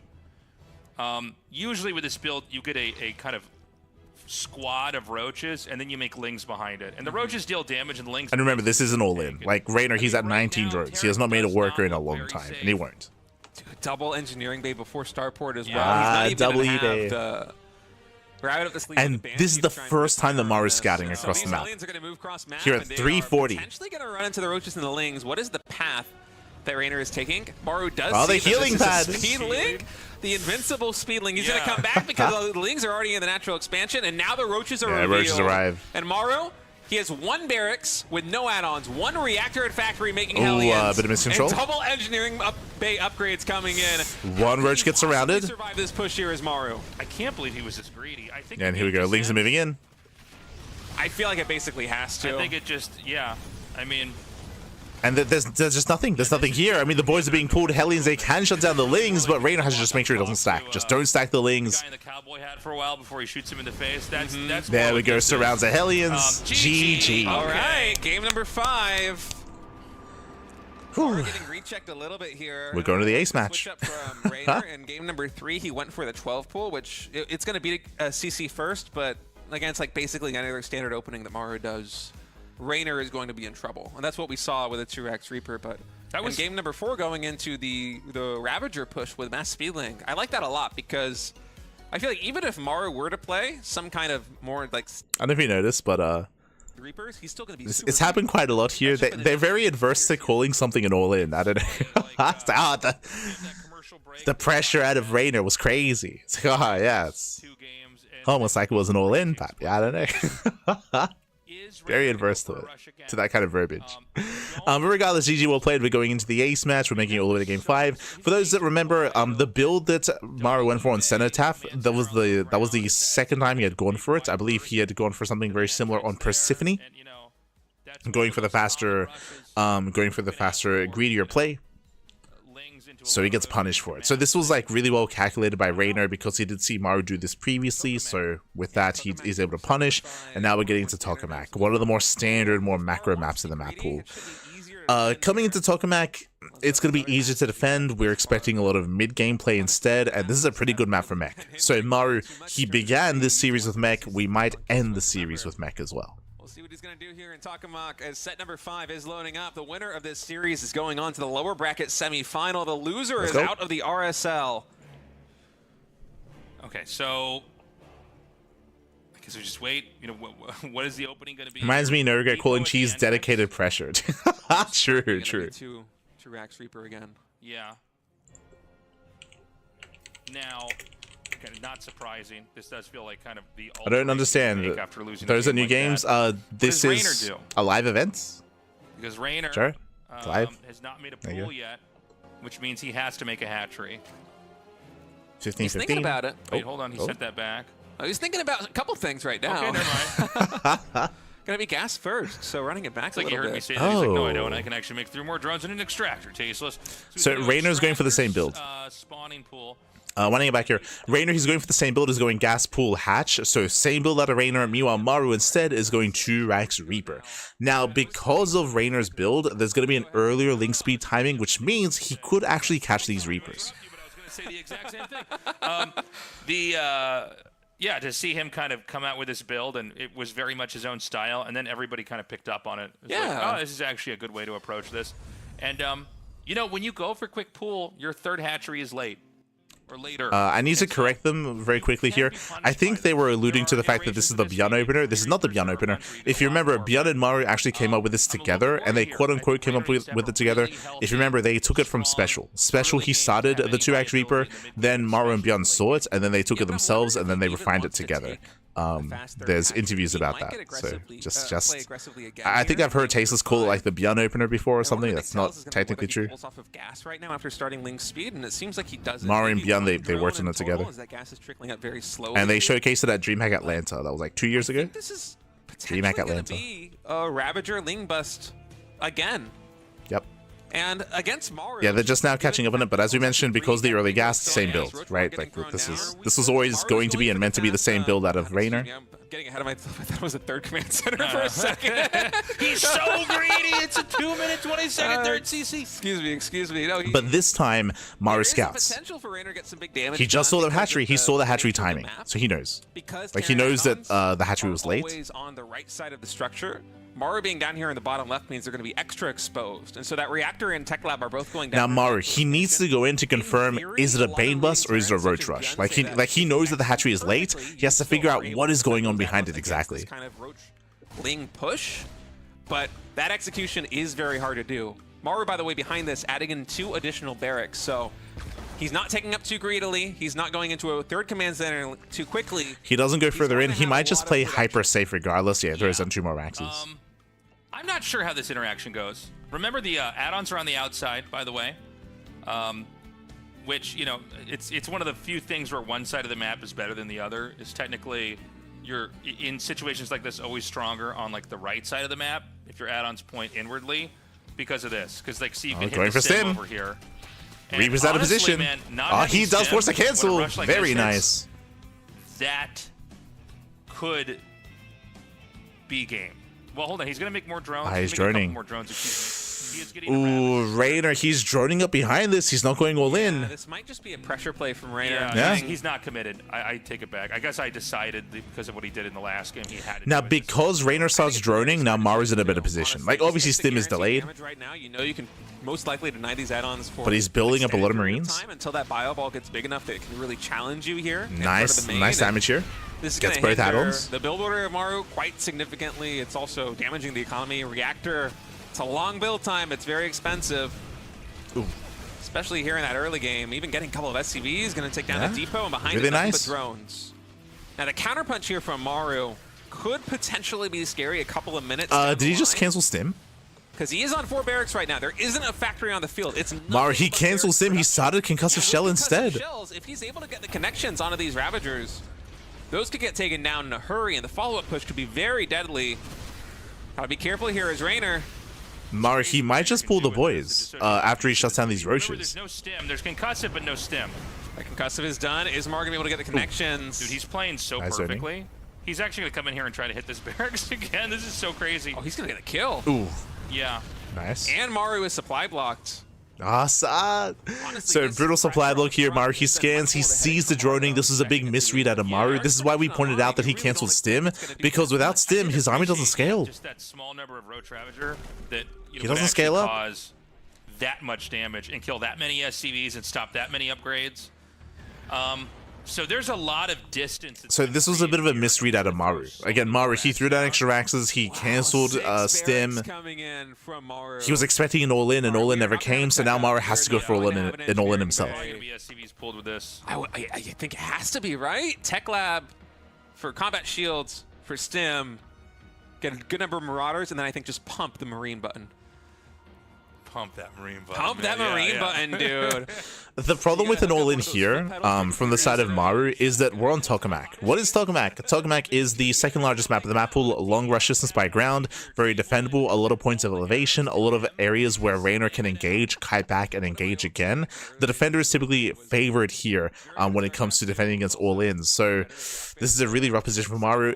I mean, I guess Reynor, he's also hyper-fixated on building up an army as well. No, I always try to get him to set up like I always try to get him to set up a foot pedal like a hotkey. He never did it. I would love to see it, but I would love to see that. So Stim's going to be done. Both players just hyper-fixated on just building up their armies. Send everything. Reynor looks like he's ready for a counterattack. Uh-oh. Everything on the line in this cast. Here we go. I knew it. if the SCV pull doesn't I knew happen, the we viewers are would think fools. I'm smart. So it's going to be a huge clash here. Yeah, the boys are pulled. The boys pulled. have been pulled. We are the boys. Pull us. They're coming out. That sounds terrible. All Excuse right. me? Well, we're off of YouTube. Well, guys, sorry about that. Account has been demonetized. Yeah, that's it. Sorry, guys. You thought this was an esports channel on YouTube. Ling's counterattack, I'm a little bit concerned about this, though, because these Lings won't be at home to defend. I mean, there's a lot of barracks to reinforce, so the production should be able to get. Like, this is a lot of but, army. All right, big Stim coming forward. SCVs Reynor, those Lings are not going to help. Lings to quickly take down these Marines or SCVs. Keep in mind, Reynor, he has a lot of Lings on the It other does side of the him map. in. That's going to mean the front line here for the Roaches and the Ravagers. It's very thin. Breaks through the Lings. Maru, he's charging forward. He's down to 18 SCVs back at home. He wants the 17 Ravagers. SCVs in total. He wants them. Is he going to go for another He Stim? gets There's no them. medevac Oh my healing here. God. The bio is getting so low on HP. Tasteless. I think Reynor is done GG. GG. Maru is knocked out of the RSL Season 2, and the only Zerg in the RSL standing is going to survive to play another series. Wow, what a finish. That was sick. What an ending.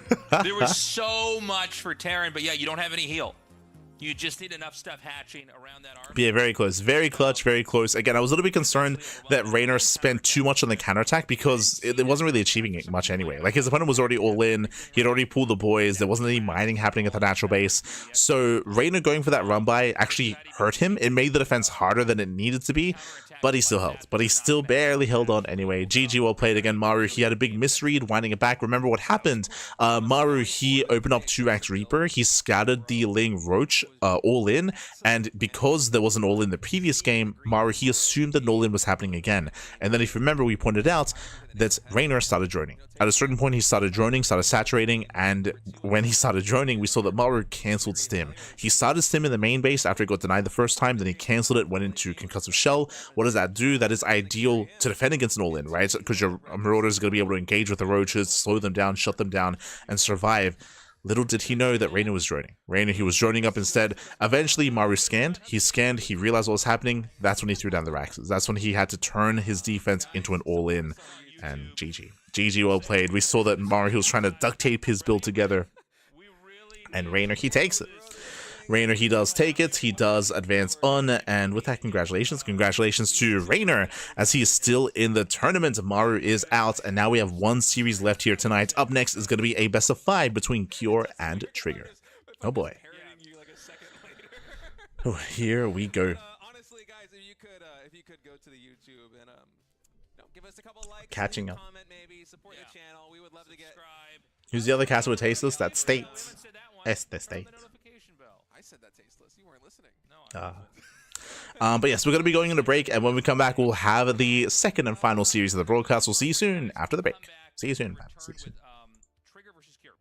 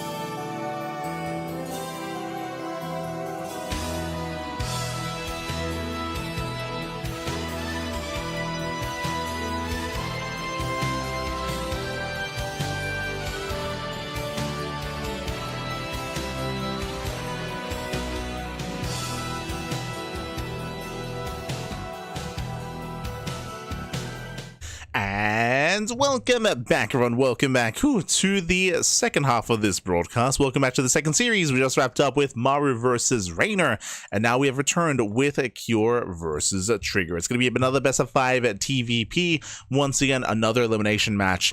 Fun fact, the winner of this series plays against Reynor in the next round. So best of luck. Best of luck to the two players. Vetoes are currently underway, and we will soon be jumping on in. Bearing in mind that, okay, for today's broadcast, it's only 2 series. Also bearing in mind that right after the RSL, we have the Pondcast. The Pondcast is going to be right after that.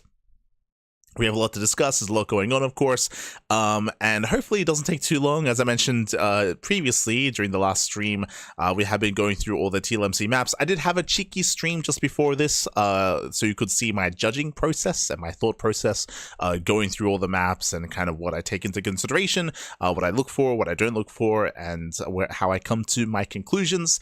So I did stream that earlier today. I don't know if I'll do another stream like that, as I have to very quickly kind of wrap up the judging process. I've got 4 days. We got 4 days left to judge, Pappy. So I gotta wrap up, gotta finish.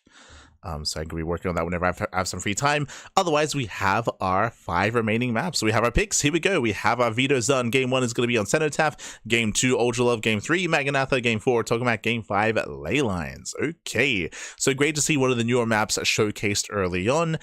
Then we have a more standard kind of map pool thereafter. Cenotaph is a really interesting one.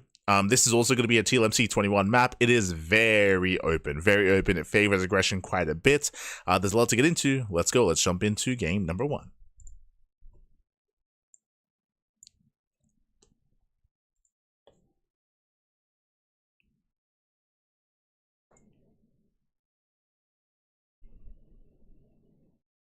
Yo, we introing? We introing?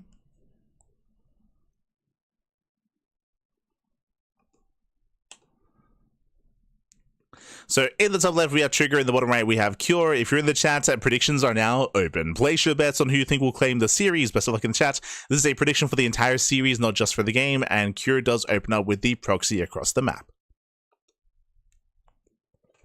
Oh. He's checking. Oh, he sees it. He knows. Let's go. The Trigger. Oh, my apologies. I think it does. My apologies. I didn't have their volume up. My apologies. Goes to the outside. Oh, Wicked. Cure is having a bad day. Okay, he goes back in. Oh, can he get it? He He can still hit it. Oh, that sucks. Is that just game? Bad here for Cure. Is that just game? No. I mean, that heavily delays the opening here by Cure. can't Cure emphasize starts a racks back at home. Ay, ay, ay. I mean, first barracks denied. It wasn't even like it was spotted early in the attack where you can cancel and go, okay, whatever. I'm going to do something else now. It's denied like 75%. That's No game audio? So bad. I think it's really smart. The game audio should be playing at the moment. Because the Should be minerals good. actually don't impact Cure's build at all That's a up good until this point. point, but because it's 75% done, Trigger had to keep those 2 probes on the map for an extended period of time in case another SCV came in to finish it, and so Cure just delaying the cancel until he's ready to build the command center allows him to get just a little bit more value. You know, maybe that's like 50 or 60 minerals that Trigger could have mined with the probes, but instead is down the drain.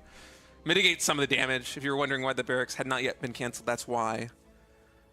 And actually, it's not even going to be a fast orbital behind this. It'll be 2 gas factory and a delayed second CC, excuse me. Yeah, so double gas opener, delayed at natural base out of Cure, going for a more tech-heavy start, and right now the pressure is on Cure. The pressure is on Cure to get some damage done to make up for the lackluster opener, as Trigger does take a lead early on. Twilight Council follow behind this. Talking about the map itself here, it is a very open map regarding to the 3rd, 4th, and 5th base locations. Because of that, I can see players having a really hard time being the defender on this map, but we'll see who's going to be the aggressor.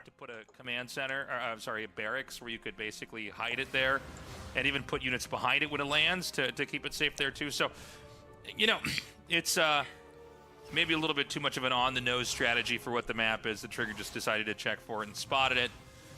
So now there's some pressure coming in here. Now there is a 3rd command center started, but let's keep in mind, Trigger is on his 2nd base. He's mining from it already. He's making probes.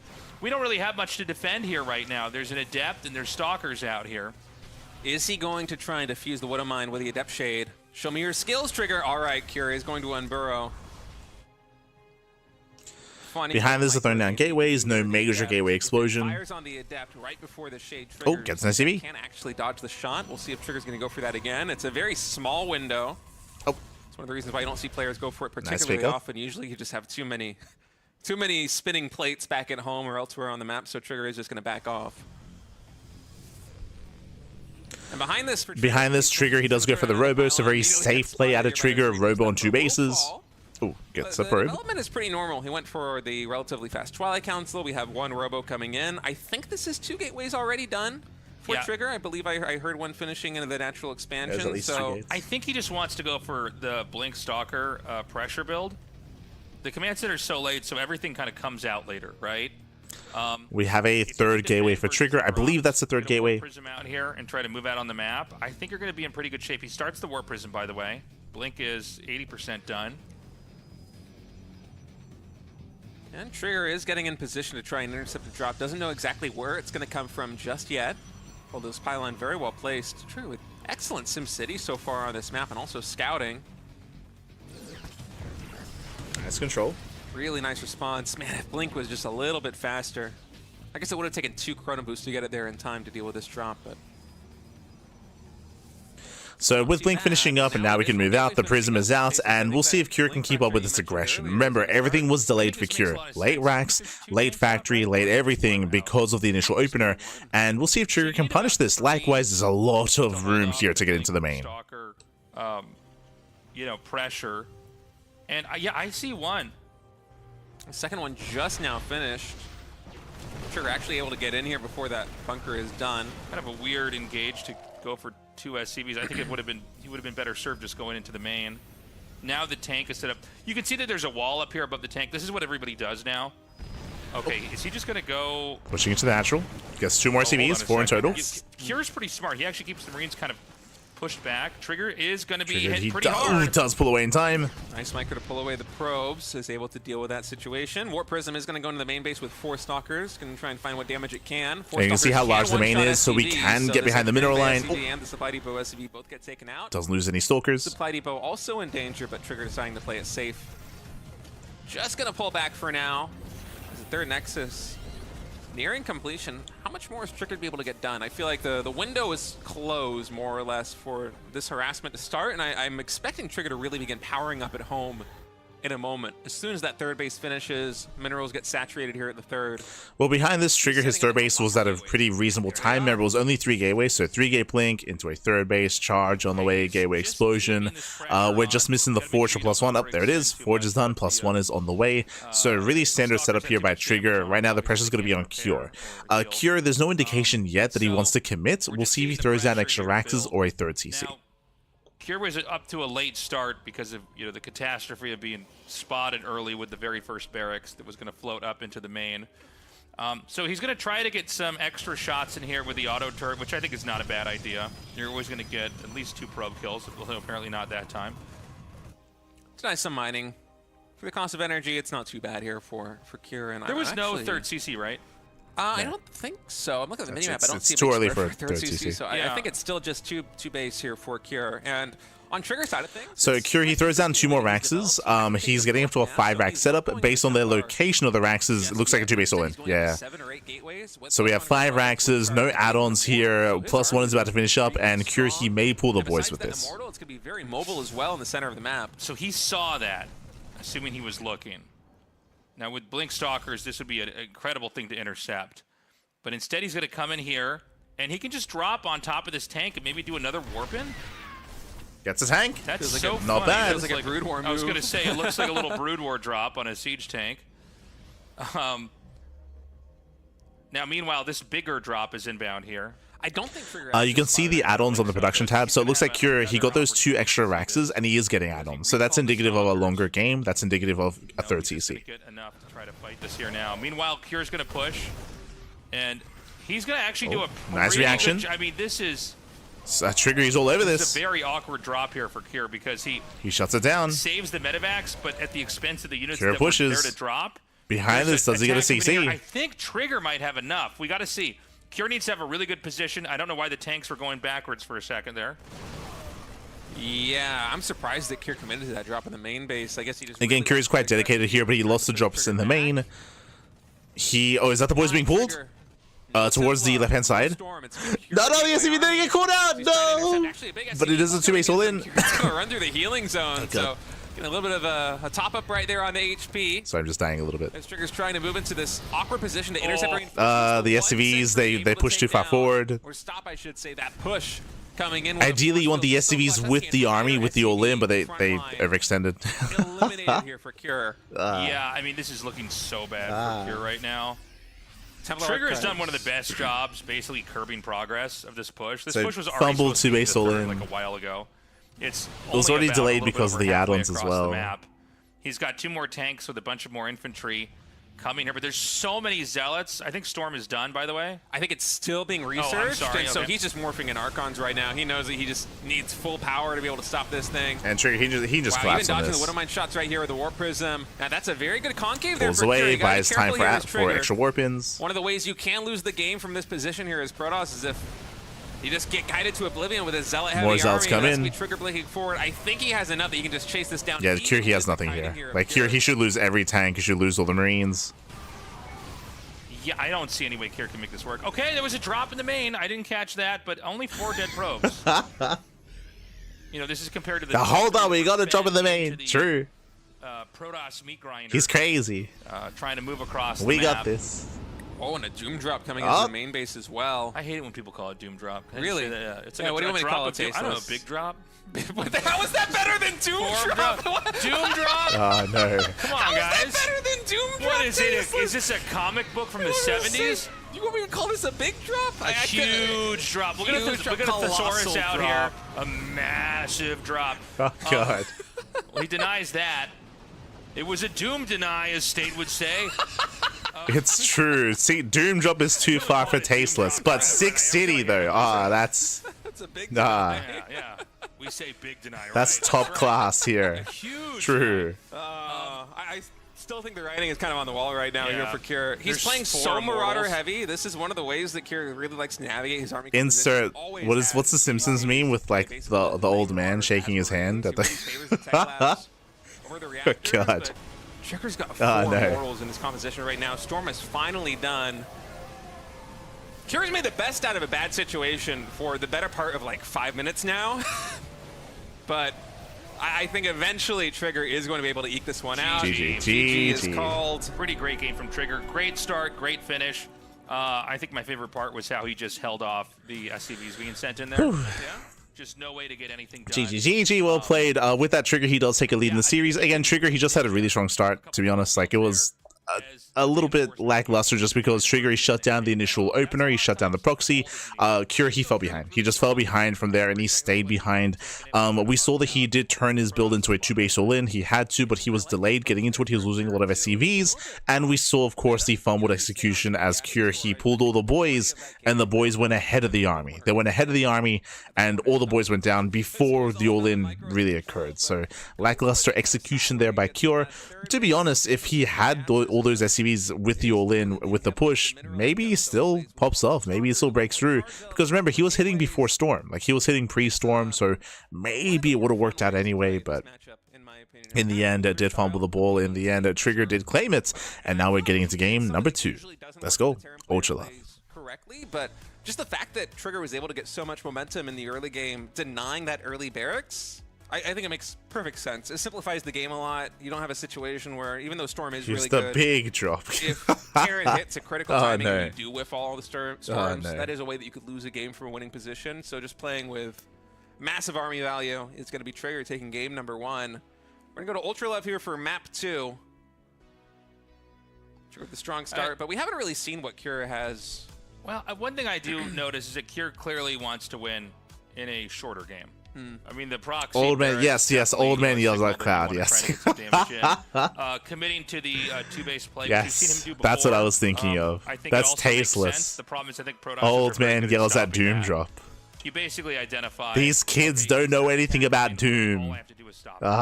And if there isn't, then all I have to do is play a very passive game. Not like this. Splash damage. We're gonna go to Ultra Love here. I think we might have had a crash actually. Yeah. I'm looking at the game load-in screen, and one of the players is like halfway through, so it might be one of those situations where they just need to restart the Trigger did client hold and go out back for into the game. 1.5 hours, like 9 hours ago. Different players tried to Got last against him. Average his time hand on was his chin around 8 there for a minutes. moment. Cool. So right now, Trigger up in a 1-0 lead in this best of 5. Where the winner of this is going to face off against Reynor. Was that like the a only Dave Zerg Testa left. tournament?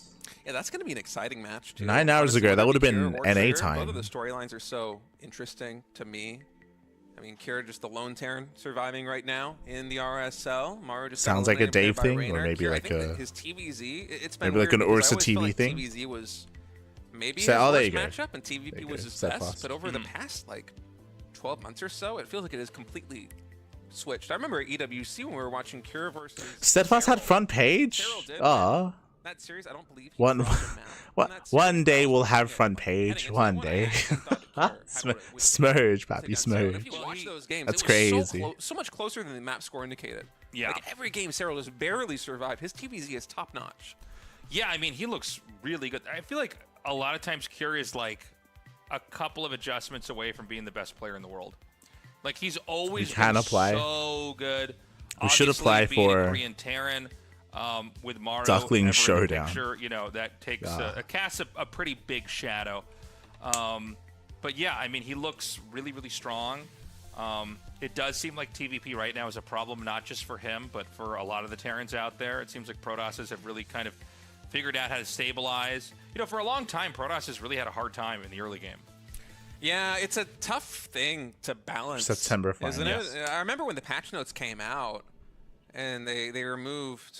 Well, they added energy recharge. They removed battery overcharge. A lot of people saw the patch notes, myself included, and were like, "Well, that probably isn't going to change very much." You know, like they made the shield battery a little more durable as a result. Energy recharge. It's kind of like you got Kadarian Amulet back, but in total, it's what, like 100 energy per minute if you're using it off cooldown all the time. So it's not that big of a Oh, deal. no YouTube. Although, So, of course, for that having it on stream. hand Oh, is that's good, fine. but then the actual results. Is that it's like, fine? well, Oof. if Protoss wants to, they can just make a sentry and scout everything with hallucination for free. You know, they get 2 hallucinations. The second one comes in the moment the first one. Yeah, is that's fired. that's a hard Get all thing of to the approach, intel just because we get so much more before viewership on possible YouTube. should they decide to go for it in Sentry. Like And then the Storm change So, with energy recharge actually was way It's more it's a bit of a significant than trade-off. Avalanche's. I guess obviously the plus side is that your very main much channel, your main flips Twitch the channel matchup grows. So on its head. that's the And, trade-off. Yeah, it's a little bit painful, especially at the top level for some of these Terran players right now. Well, this happens in matchups, and you know, we got to see, will it be patched and fixed? Is it more about I don't know, another approach to the game? I mean, I think your analysis was broken down pretty well, but it seems like it's tough, right, for the Terran to have any kind of Looks like they have some downtime? curveball Question they mark. can throw or surprise move, unless it's like in the immediate, like a floating barracks in the main. Yeah, and honestly, saw in that last game. For me, one of the most exciting aspects of TVP is the fact that Protoss, the scouting information actually is pretty limited in the early game, Yeah. and you don't know what Terran is going to throw at you because there was this whole era for the majority of StarCraft 2's history where Terran could do any variety of a Swiss Army knife build orders that each hone in on harassing you or culminate in an attack in a very specific way that requires a very specific response. And I loved kind of the cat and mouse game of the Protoss player trying to figure it out and then defuse the plan before it's executed or has to respond on the fly unprepared.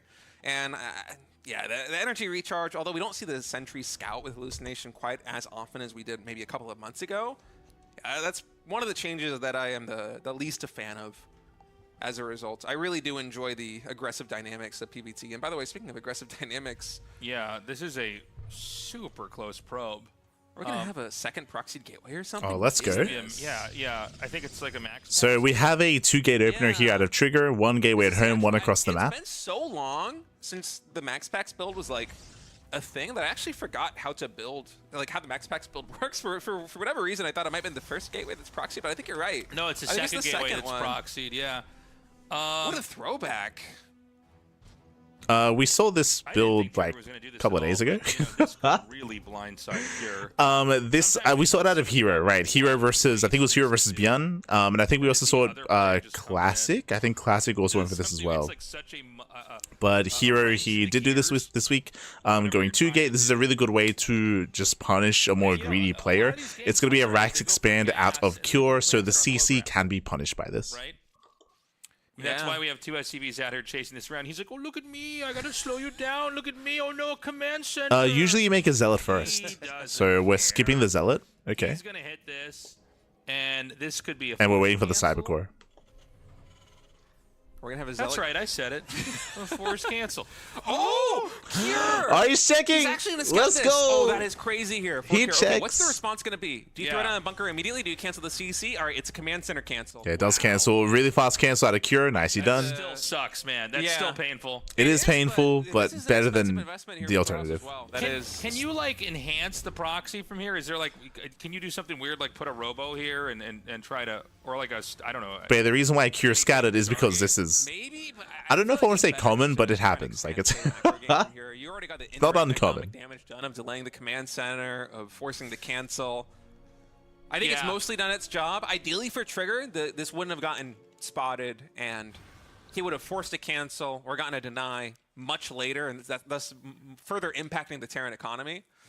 But I think that Trigger's going to be happy with this. He's going to transition into a relatively normal game. Again, an uncomfortable start here for Cure. Maybe the best of an uncomfortable start, though. You know. Yeah, from here, Trigger just has to play standard. Just go into a Twilight Council, into Blink, into a 3-gate Blink setup, Robo on 2 bases. Now we are loading into Ultra Love. Ultra Love has a shorter rush distance by ground, so Cure, he could actually turn this into an all-in. We did see a failed, fumbled all-in last game, but like it's still going to be viable and an option for Cure coming into game 2. Control back versus these Stalkers. The Marines certainly can't do it. Not until they get support by some of these factory units. Looks like there's a dead bird by this ramp. This like bird just crashed and is dying down there. Yeah, It's a dead pigeon. Like, that's sad. I think a it's giant dead pigeon. That's sad. Probably got a lot of diseases. Yeah, don't Don't touch that. help him. You can feel sad, but don't help him. It's trying to get on the console and phone for help. Yeah. Should I call a veterinarian right now? The I have no idea what they're looking at. Cyclone's So, dead. I think Protoss has to to be run. honest. Oh, he's warping in more Trigger Stalkers. says, that's enough, Tasteless. I'm going to warp in 2 more Stalkers. I'm like, oh, okay, you can do that too. Well, if you see the Cyclone like this, the stim pack is probably quite a So ways behind this, away. we have, again, Cyclone, 3 gateways, as so long as we're Trigger able is here deny just to the vision, it's not maintain too much himself, of a just threat. maintain map control, apply some pressure. Behind this, Trigger, he should be expanding. You're really kind of I'll be a little bit blowing shocked to his see a base 4th quite gateway. significantly here. And There's one the of the Robo. surprising things for me coming in from Trigger's response is that he's actually going into just 3-gate Blink with a Robo behind this. Mm-hmm. If I were in Trigger's shoes, and of course I'm less the player than Trigger is, I probably would have been trying to leverage this as some kind of greed. Like, use the 2 gateways, get a Twilight Council, get a Robo, and just immediately throw down third command center, or third Nexus, excuse me. But for Trigger, it seems So like State, he's talking about how like, oh, like you can just be greedy and get a faster third base. I would push against that just because there's a higher chance to Cure all-ins, so I do think that safe play and going for a faster Robo is better for Trigger, just because of the threat of an all-in. And it seems like that actually, Especially wasn't after the their last call, game. because Kira is now moving across the map with the first siege tank.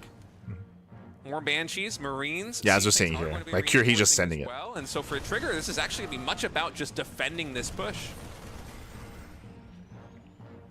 You know, the bridges, they're so punishing for any kind of push on this map. Because there's no pressure for, Ooh, that was a crazy link. For Trigger to come Oof. across the map, and he says, Tasteless, watch this. And he just blinks right across. But Doesn't get Terran's having punished. a hard time. Terran's having a hard time really getting anywhere with this.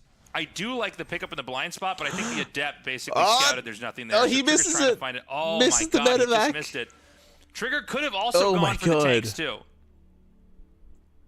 Yeah, Crazy. instead, just What's to be trying back to at home? finish. Can you just I mean, he has a lot of gateways, right? So he should be able to warp in. He's trying to He can. intercept the retreat back home. Actually going to get one Gets of a the tank. tanks. Might go for a second one, too. That's a lot of Stalkers right there. Tasteless. Nice control. Okay, so Drop into the was an main. unload over here. Here we go. Yo, we got the big drop into the main. Yeah, I think no stim either because we're playing so tech-heavy right now for Cure. So 5 probes, not bad. he's going to take down 5 Going for that probes. versus pylon. The pylon! Pylon. I don't know. I keep getting my race buildings mixed up It's right just a now. Protoss depot at the end of the day. That's true. If only he can go up and down. Nice just like target finding a the Cure. Make PvZ so 9 much probes. easier. Okay, great control here. Trigger cleans this up. 9 probes killed, though. Definitely a little victory there. I actually like the decision there by Kira to stick it out instead of trying to escape. With Blink, there's always the risk that... Honestly, this is really nice damage. He gets 10 probes in total. He cripples the economy of Trigger. Classic still, sorry, Cube is still being active. Oh yeah, Cloak is done. Yeah. No observer on the map. He has to start it right now. And there's no shield observer. battery either in the mineral line. There's only one just north of the mineral line, so it's a bit of a tricky proposition here for Trigger to try and defend. Trigger is struggling. I don't know about that. Yeah, that looked like a bad decision to go in there. So 12 probes have been killed. That does make it 31 to 29, so it's not as gross of a disparity as you might have guessed. But you got to factor mules in there as well. I'm sorry, it's 48 to 42. What am I saying? Still, though, I guess not the end of the world. Trigger is kind of limping into the mid game economically right now. He has lost so many workers. 5 workers down from the Terran. But Trigger's going for a very slow cook play.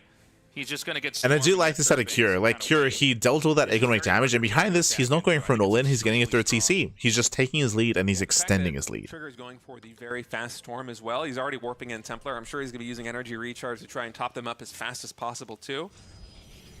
The next time these armies engage on the map, there is likely going to be a plethora of high energy Templar. As Cure actually waited for the second Banshee to come in. That's going to allow him to one-shot the probes even with the shield battery because they sync up their shots. And he's just going to sacrifice these Banshees. Oh, God, he's going to get lost. Pound the damage right now. 7 probes total going down. Tried to focus fire that 1 HP probe, but actually wasn't able to get it. So the probes were stacked up. In total, this is like maybe 20-plus probes that have fallen. Yeah, Trigger is in bad shape. You know, with a third CC coming, Cure is going to easily be able to expand. I don't know when he wants to attack. I literally, not just like as far as this game goes, I'm not sure when Terran wants to hit versus Protoss, especially when Storm is done. But he is going to get 4 ghosts, so maybe that's the answer. Maybe he wants to get those EMPs out and try to basically, you know, just go for a kill move. Yeah, the really fast Ghost Tech is going to give him an answer for those Templar. If Trigger is proactive about splitting the Templar on the map before the push commences, it might mitigate the Ghost Tech a little bit, but I think this is really going to be the ace in Cure's deck here. That will be a tough composition to push with. I think 1 Siege Tank in total has gone down over the course of this game, so we still have at least 3 here with the main army. Yeah, and Trigger can't do anything to delay this. Now, is Cure going to push out after he saturates this third base, or is he going to hunker down for a little bit longer? Well, he's making a few more ghosts, but it does feel like he has the answer, right? Yeah, just the counterattack threat of this group of Blink Stalkers plus the Charge Zealots is very dangerous. And actually, it's Trigger who's getting aggressive on the map. Yeah, Trigger, he's pretty committed here. You can see Trigger's not making probes. He's all in. Like, Trigger, he's not making any workers. He's all in. Basically, 2 base all in out of Trigger. The third base is fake, and it's all or nothing. He has to win the game here and now. He's going for it. Trigger's going to go in here now. He's going to try to target that. He actually does get the targeting there. Gets a Storm. And we're going to have 2 more Storms go down. What is actually left over from Protoss? Not enough. Suffered a lot of damage, but I don't see almost anything here. Dude, Cure was so clutch, just diffusing the Templar drop from the War Prison. The first 2 got nothing done. The follow-up Storms were pretty big, but that was basically all of Trigger's firepower. That was the energy built up from like 5 minutes ago until now, including energy recharge. So for Trigger, he's going to have maybe 3 or 4 Storms max. By the time this next push commences, you see 2 Storms on that Templar. If we have energy recharge, he will have 2 more on 1 more. But Cure lost very little army right there. It is a massive lead. Does get spotted by the medevac. Still able to get a good Storm, but no confirmation on the kills. The medevacs are going to heal everything back getting up. into the tanks. Charging in, able to get a really good connection on top of these siege tanks. Immortals also joining the fray. As soon as that Zealot frontline thins out, the Bio can really... He needs a Storm back here. For Trigger, 1 more warps in, waiting for energy recharge to come available. Yeah, Cure is so close to ending this. Reinforcements are coming down. There's not enough Templar energy yet to go for a Psy Storm here. And so it's going to be down to just this remainder of Protoss unit. That's going to be it. GG. Tied up 1-1. Cure gets his win. Great game from Cure. GG, well played. Again, Curie, he was able to have a much stronger follow-up, even though he had to cancel his CC because of the scout of the proxy. He was able to cancel it quite quickly, set up into a stronger early to mid game. We saw that, I mean, that wasn't when he took a lead. When he took a lead was the drop. If you remember, winding it back, we saw a single Marine job bypass the Stalkers, was able to slip on by, unload into the main base, and how many probes did he kill? 9. He killed 9 workers, and then the Banshees came in, dealt even more damage, despite the robo opener, which is meant to be a very safe way to open up. There was no observer. There was no observer, so Trigger, he was being greedy, he was cutting corners, he gets punished for it, and in the end he lost 9 workers initially to the drop, and then we lost even more, I want to say around 20 in total, in combination with the drop and also with the Banshees as well. So critical damage was dealt, and again, Trigger had a really hard time getting into a longer game. That's why Trigger went for the 2-base all-in. He knew that he was just too far behind. He was too far behind, he knew that he could not macro out of that, so he just went for the all-in, but Cure, he was miles ahead. The Ghosts, the EMPs were on point. GG. GG. You get all sorts of perks. We have replay packs Meanwhile, available. There are Patreon. voting rights for maps for players every season. You get check out the Patreon, exclamation mark RSL in the chat to get a link to the Patreon page for the RSL. The RSL is made by the people for the people. A lot of the crowdfunding has been going on in StarCraft in general when it comes to Thermals tournaments, Pigs tournaments, R tournaments, the RSL, Wardies events, and many others. Again, a lot of crowdfunding. I know it's quite a bit, but again, it's really cool to see the amount of support that we have gotten, or that they have gotten, for the RSL.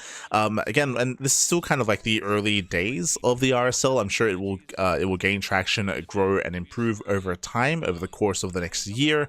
They do have plans to host a 3rd season and plans to have an offline finals for the RSL as well. So there's a lot planned ahead of us here for the remainder of 2025 for the Revival StarCraft League. Again, you can check them out if you wish. Otherwise, I believe they're going to be cutting to a break. They're going to be cutting to a small break, and when we come back, we will have the remainder of the series. We're currently tied up 1-1. We're tied up 1-1, and we'll see who takes a lead in the series. See you soon. See you soon. There's a lot of good info on there for you. Yeah, more on that.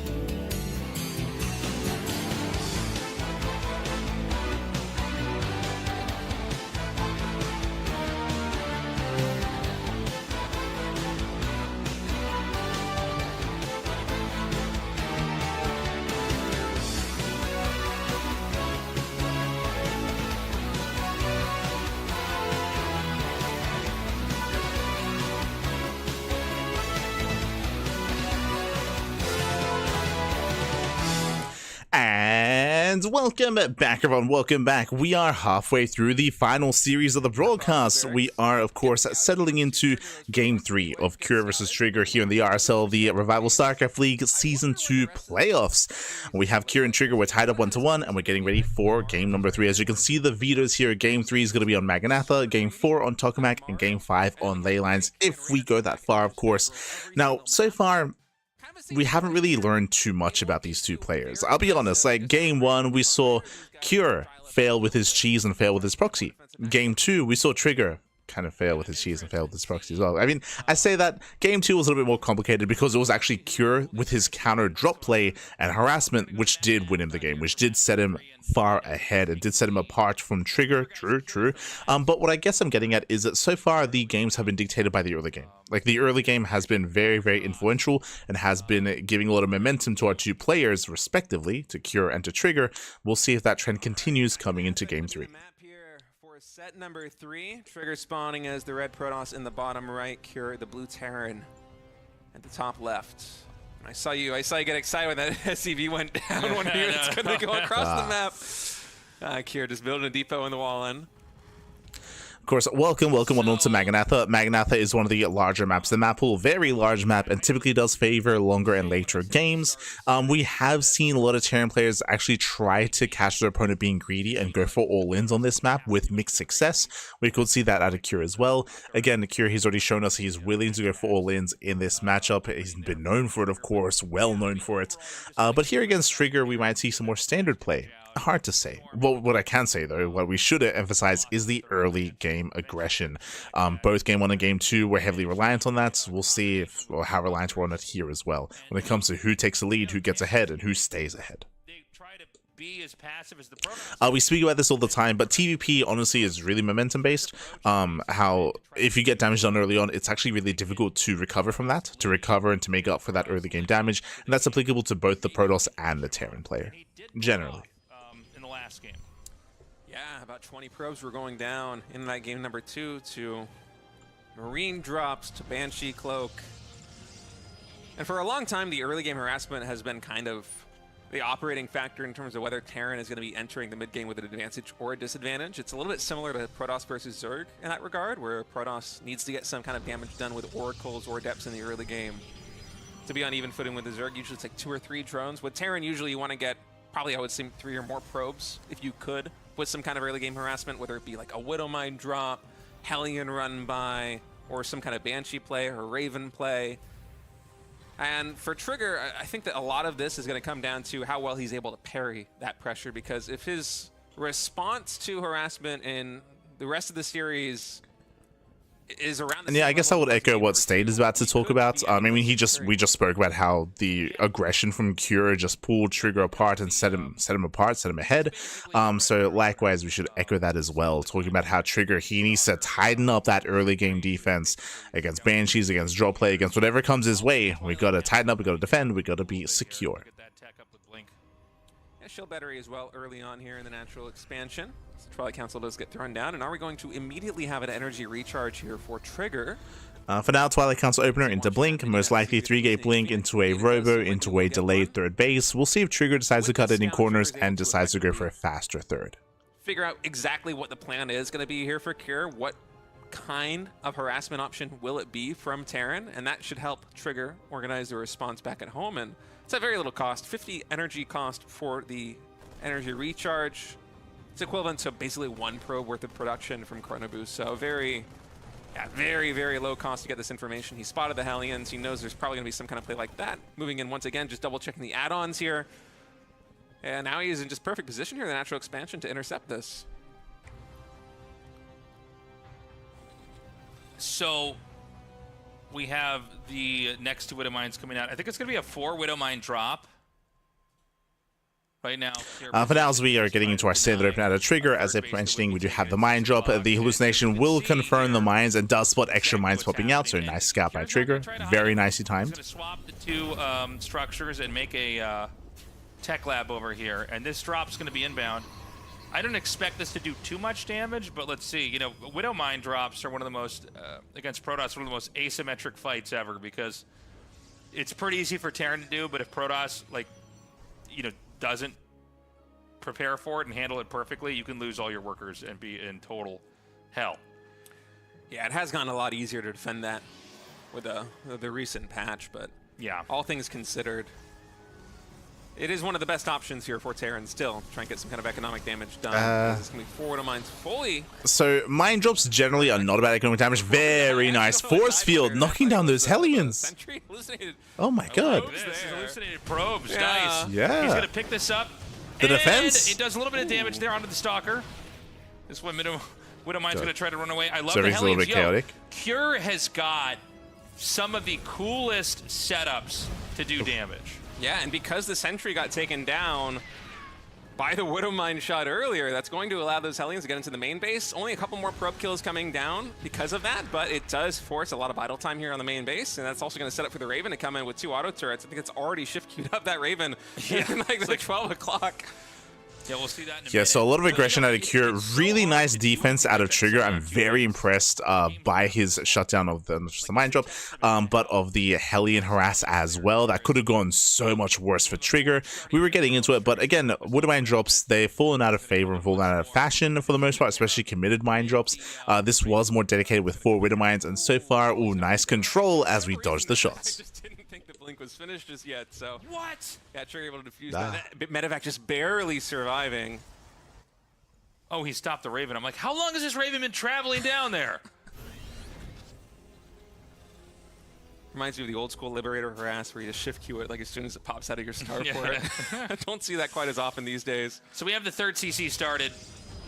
This is not a 2-base all-in, but we could be seeing a push come in here pretty quickly. Nice Gotta be reaction. careful, man. Are you going to commit with this or not? Oh, can he get the Raven? He can! I guess they What actually of are us? going to be able to get it. Oh, gets it. Oh my god. I can't believe anything So- about this game right now. It's just- Better defense by Trigger. Trigger, he loses 2 probes for Raven. That is well worth it for the Protoss. Yeah, Shuts down the Raven. Like, it turned back like twice there. Yeah, it was kind of, it was tricky. I feel like it's very rare that you see the Raven sometimes actually die. when I see a pro do that, I'm like, well, he must just know. Like, I'm not gonna, say this won't work, and it's like, oh no. That was kind of funny, micro. Trigger comes in here and damages that. Stim's about to finish up, and we're gonna have a double medevac drop. Terrans have gotten so good with the positioning here in the main to protect this. Oh, he's actually setting up outside of his base. Yeah, he might be trying to sandwich like the stalkers out here. A lot of times you keep these out here to deny scouts and everything else. Oh. Ooh. So he's going to bring this up here. Does boost. Oh no! Climactic. Oh man, one shot. Cure So doing he's what he just gonna could. move through the map, Doing try what he to hit could. the third base. But so far, again, Trigger's defense has been solid. We're building up towards a blink. We're building up towards charge. No splash damage yet, from my understanding. I don't think we've seen Storm being researched or Colossus production set up either, which is a little bit concerning. But Cure is getting a 3rd base anyway. We're just building up into a longer game. He seems to have a much bigger army, and it's not like the Trigger has a position to counterattack, at least yet. Yeah, there hasn't been all that economic damage done directly to Trigger, but it's been so much idle time. If we think back to the main base and the natural expansion, how often those probes were getting pulled, I think it was like 3 or 4 times at least in total. That was like 30 seconds plus maybe of an entire mineral line just not mining, which actually is quite substantial here for Trigger. Plus delaying the 3rd base as well there from Clear was a nice move, but you do have to keep in mind that the army from Trigger in like a minute or 2 is going to be really strong. He's adding in a 2nd robotics facility. He's going to have +2 ground weapons that just got started up. As you're alluding to, Trigger, he needs time for his Colossus production. The Bay is on the way. The 2nd Robo is on the way. The Forge is on the way. Trigger, he needs more time. Okay, looks like it does have Storm. Storm is ready. So he's going to try and move out here in the center. Great dodge. Got a zone. Ooh, really aggressive blink forward there by Trigger. Kyria is going to punish him for it. That's a lot of damage done by these Stalkers. This is all going to try to pour down onto the 4th base that Trigger's taking now. Again, we got to watch the Psy Storms. Oh, man, almost got the Warp Prism in range of the Widow Mine there. Again, Kier's going to shuffle his units on the board to try to make sure that... Oh, that's a substantial drop, Tasteless! A humongo drop. It's gargantuan! Look at This this. is... I wish there was a word to describe this. Yeah, it's a little, I wish there was a word to describe that pylon over here in the main that's powering almost everything. No. This is insane. Sorry, there's a taste pylon, the tasteless pylon and a state pylon over there on the left side to keep it safe. So Yeah. some of these gateways will still be powered, Well. but still, that's a lot of production taken offline right now. Double Storm will come in with the energy recharge, or maybe that was actually dropped there by the Warp Prism, but still there's no confirmation of any of these kills. The medivacs are healing everything up. Yeah, there's a huge attack. Nice run by, nice counterattack. Does force a cancel. Third base. So, Stands in the storms. Kira is doing so much damage here with what he's got. Both these guys are basically in shambles here. 14 SCVs have been killed, excuse me. I think Kira can actually come out here with another attack and finish Trigger off. Yeah, the problem here is that 14 SCVs is nice, but honestly, Kira, his economy is fine. Like, he has 55 SCVs plus mules, and he's on 3 bases. Trigger, he's on 3 expansions himself, and he's not fully saturated. And again, Trigger, he needs time for the Colossus. Oh, just the one. Okay, so he's operating on 5 gateways. Wait, did he lose the bait? It's not that bad because we do have the second Robo and the Robo bait done, but it's still pretty bad here for Trigger. Losing the main base in a situation like that one is never a position you want to be in. And look at the army the Protoss has right now. This is so tricky. How are you going to deal with Colossus any has sort of arrived. kiting with this comp? He's got one Colossus right now with these siege tanks inching forward. There's no anti-air, literally no anti-air for these Vikings. Finally now Stalkers are joining in, but that Colossus is going to go down. Yeah, I don't know the Trigger. Yeah, there's just not much here for Trigger. And, you know, all these Immortals are going to go down. There's nothing left. And then it's going to be Protoss back to 0 here. Kira has won this game. Unbelievable. GG. Dude, that drop in the main base just completely dislodged Trigger's position. So much production came offline. The main Nexus was lost. All that production had to be rebuilt. Trigger was forced into a position where I think he couldn't even warp in Stalkers. I think the Styro Core might have also gone down. Yeah. So he had to warp in just Zealots. But yeah, GG, well played. Again, it all came down to that Dune Drop headed towards the main base. We saw the Trigger, he was set up for a Zealot run by and a Zealot counterattack, which was nice, but that Dune Drop did so much damage. Was able to take down the Nexus, take down the expansion, depower a bunch of the production, deal critical damage in the main. And back at home, even though 14 SCVs went down, didn't matter. Didn't really matter. Kira, his economy was still thriving, of course, and Trigger was just pulled apart. He was pulled apart. It wasn't just the damage dealt to the main base, but also the trades that Kira had against the army. Some solid EMPs on those High Templar. We saw a couple of good storms, but not good enough. Not good enough. GG, well played. But he identified that this is going to be a great moment to just run in there, and maybe it's because he forces enough warp-ins at the 4th base, but he just drops in the main and triggers, you know, all that infrastructure falls apart. Beautifully done. Yeah, the Sim City and the main base there of Trigger also made it very tricky to defend. All those gateways there on the north side, it was kind of a bottleneck. He came in with a Warp Prism. I'm not sure if the Templar came in from the Warp Prism or was warped in and then energy recharged, but in any case, the units were already so spread, and then the Zealots, after the storms hit, had like this maze, this hedge maze to work through to try and find the Terran army. They got the very late connections. By then, the Medivacs had healed basically everything up. Just a wonderfully played game there by Cure. And now it's match point. The lone Terran standing here in the RSL is 1 map win away from facing Reynor in the lower bracket semifinal. Trigger, if he loses this map, he is out of the tournament.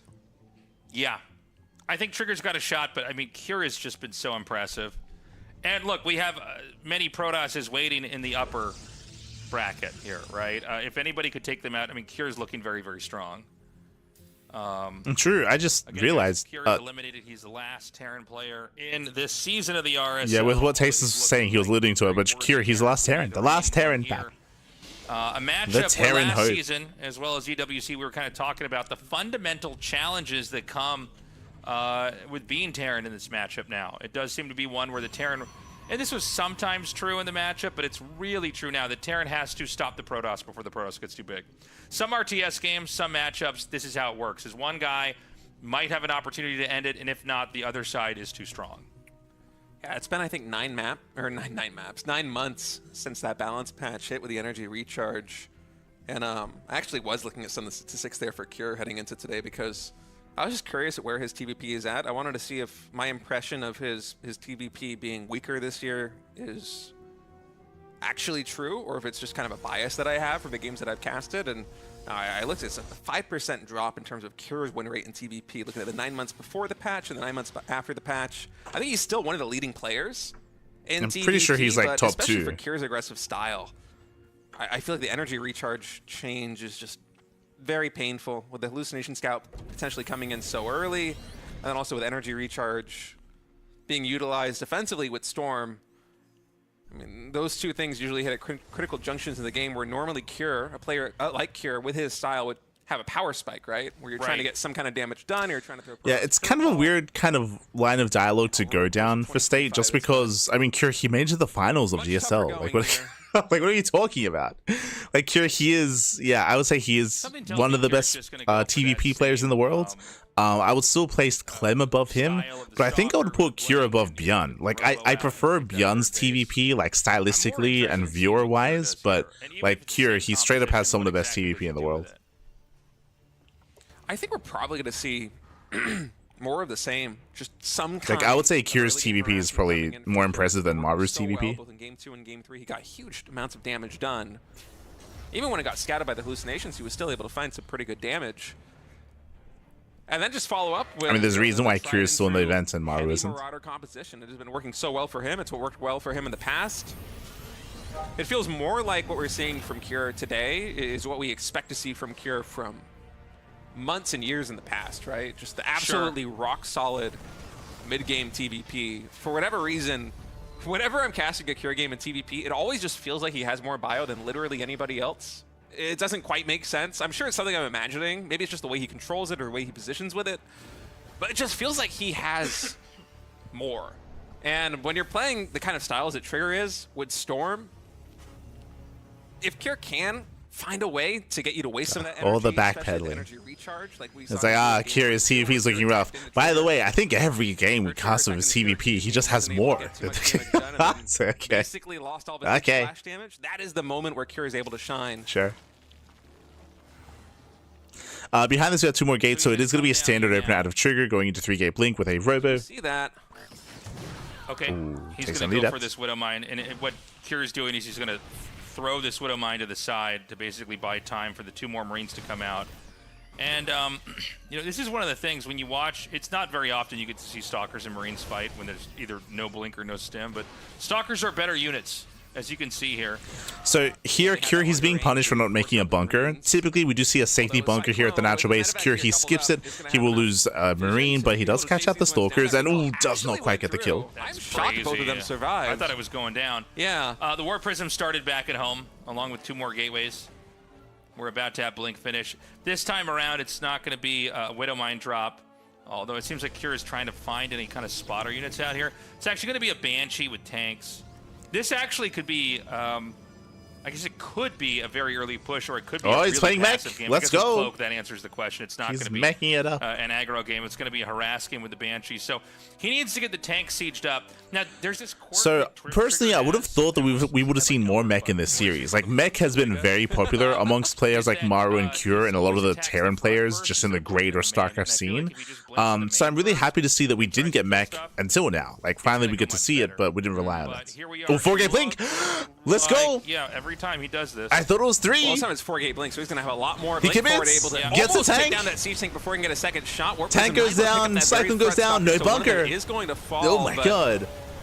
This is a pretty good start here for Trigger. He's able to blink to the right side of the base. The Yeah. natural expansion here on Again, Takamunk is quite wide. Curie gets so that punished for no siege tank's bunker. gonna The bunker's still not even done. closer. That's getting it in range of potentially another aggressive blink. Now, is Trigger going to go for that? He's Isolated going one for the dive. stalkers. It looks like he probably is. Blinks There's the in, blink. gets a tank. Able to one-shot that siege tank, and now there's no more siege here for Cure.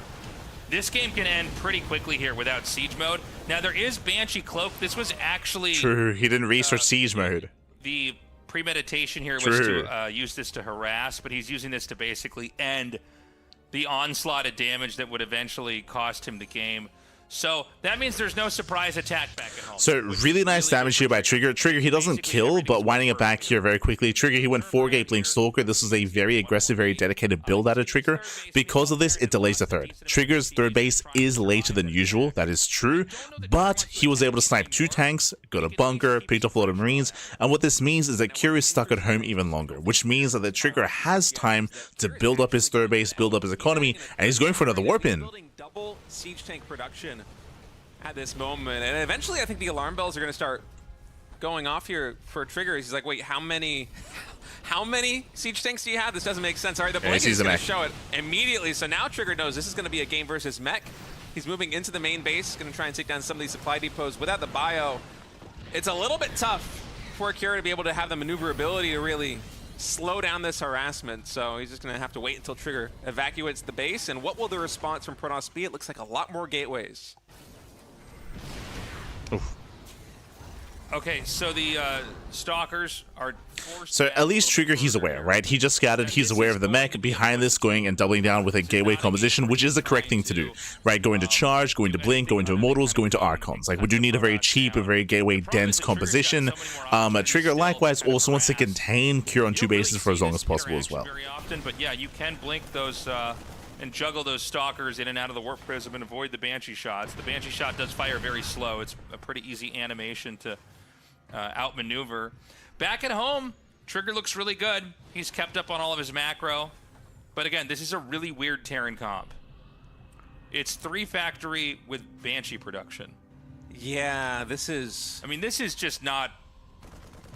I'm not even saying like it's bad. It's just not a usual composition. You know, I guess the Cyclones are going to make it harder to use Blink, and eventually tanks can come up and this is a standard composition. So winding it back here, it's very common to go battle mech with Banshee support. You want to build up your Banshees because the Banshees do a great job when it comes to harassing across the map and sniping High Templar. It's also that Tasteless just hasn't watched a lot of TVP as of late, but like this is one of the more standard mech compositions against Protoss. Oh, I think that's exactly what it is. But it's just... Okay, so he does have Blue Flame now coming online. I actually missed that here in the production. What's important though, something that is abnormal about this build is the lack of third base, right? This is very dedicated on 2 bases. The third base is very late. So because of the damage that Trigger dealt earlier with his 4-gate blink, like here he's stumbling his way into the mid game. Economic future here, but I do think Here come the Banshees out here is going to be really important. But maybe I've got a bad read. Maybe he's just going to sit here and try to get these mech units out. I'm still under the impression that you really do need to have like severe damage coming into the Protoss, and you can't let them just get out of hand and get too big. I mean, this is damage. Yeah, I haven't seen a game quite like this one in TVP before, but with a 3rd command center. But remember, the reason with your mech army, like they sound a little bit perplexed as to what's happening. Remember, the reason why things look so awkward here is because of the 4-gate. Because of the 4-gate blink, like again, Cure, he wanted to go for an earlier push, he wanted to go for an earlier timing, but he missed it. Like he missed it because he lost so much to the 4-gate blink. That's why this has been such an awkward transition, and that's why Cure's 3rd base is so late. Trigger is about to max, and Trigger, he has full control. He has control of this game. Trigger should be the first to max out, he should be the first to push, and he should be able to break Cure's army and break his 3rd. Going to be able to gun down out of any unit in the game a Hellbat extremely easily. But this lets you can see the massive wall of red moving in the minimap. Like again, Cure, he now moves out to expand as his 3rd, and Trigger, he should be there to knock the 3rd down. Look at all those zealots. Trigger is going to try to... Look at that. Okay. Dude. Well, I said that Trigger definitely can't break down this 3rd command. But he can. He's going to try to very easily. He's got Hellbats here, though, and that's going to be a little bit tough for these zealots to surround, but the numbers Can he get on top so of the tanks? Oh my god. Oh my god, Hellbat. Very nice target firing on the Stalkers. The immortals were a non-factor. I was like, there's no way Trigger can do it, and then Trigger's like, watch me try. Well, yeah, you know, sometimes when you see 2 comps fight and you don't really cast that, like I don't cast mass Hellbat, you know, submarine. So Trigger, he should have had enough to break that, but these immortals that you're seeing here, they weren't fighting. Like, what is this, like 5-6 immortals? They were not a part of the main fight. They were lagging behind. The zealots moved too far forward. Trigger, he got too excited. He got too excited. That was meant to break the 3rd. Other weird stuff in the front. I think the Cure might just... That was meant to end the game. He had the army. He had it. Reinforcements are going to be really tough for Protoss to deal with. I mean, he can go for one more big round of Stalker Warpins, and Trigger might be able to survive. But and Cure, he does it. He snowballs out of control. He snowballs out of control. He immediately counterattacks after he wins the fight. Big here. Now with these Stalkers, he's able to get some keen pickoffs, getting the Siege Tank, getting the Cyclones, able to take down the Banshees. Dude, this is insane. It's looking like he's stabilizing. It does feel like Cure is maybe pushing when he should have been regrouping. He's surviving. Specifically in that last He's attack. surviving, like, well, this is just not enough. Do we make a game out of this? Do we slow down? I think Cure can just sort of Also, a big shout out to Old Faust in the chat. Thank you so much for the raid. Gab. Thank you so much. Hope you had a good stream. Hope you had a good, I'm assuming ladder session. Hope you had a great time. Actually, was it 4? 4 Immortals were killed.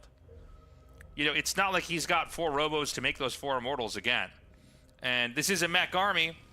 What happened? Trigger's army melted. As we mentioned, like again, the Immortals were not a part of the fight. They just weren't a part of the fight. So that was just miscontrol out of Trigger. So that you could maybe have a solution versus Mac. He was premature, Pappy. He was premature. Yeah, Trigger is restarting that Immortal production. +3 grand weapons also getting started here for Protoss. Terran sitting on 1-1 right now with a vehicle, just starting +2 vehicle weapons. And for Cure, he might have had a window where he would have been able to end the game after that initial push if he had just regrouped the way that you thought, but I think he... And yeah, the game is slowing down. We're slowing things down. But what's important is that, again, Trigger, he should have been able to kill Cure at the third base. He failed to do so, and now suddenly Cure, he's back in this game. Now he's got his third up and running. Now he's got his upgrades kicking in. Now he's got his 4th CC on the way. Cure, he can slow the game down and max out on mech.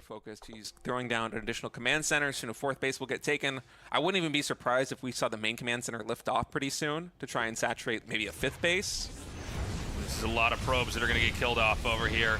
It's going to be, what, 15 are killed, and they're actually trapped. The perfect recall here.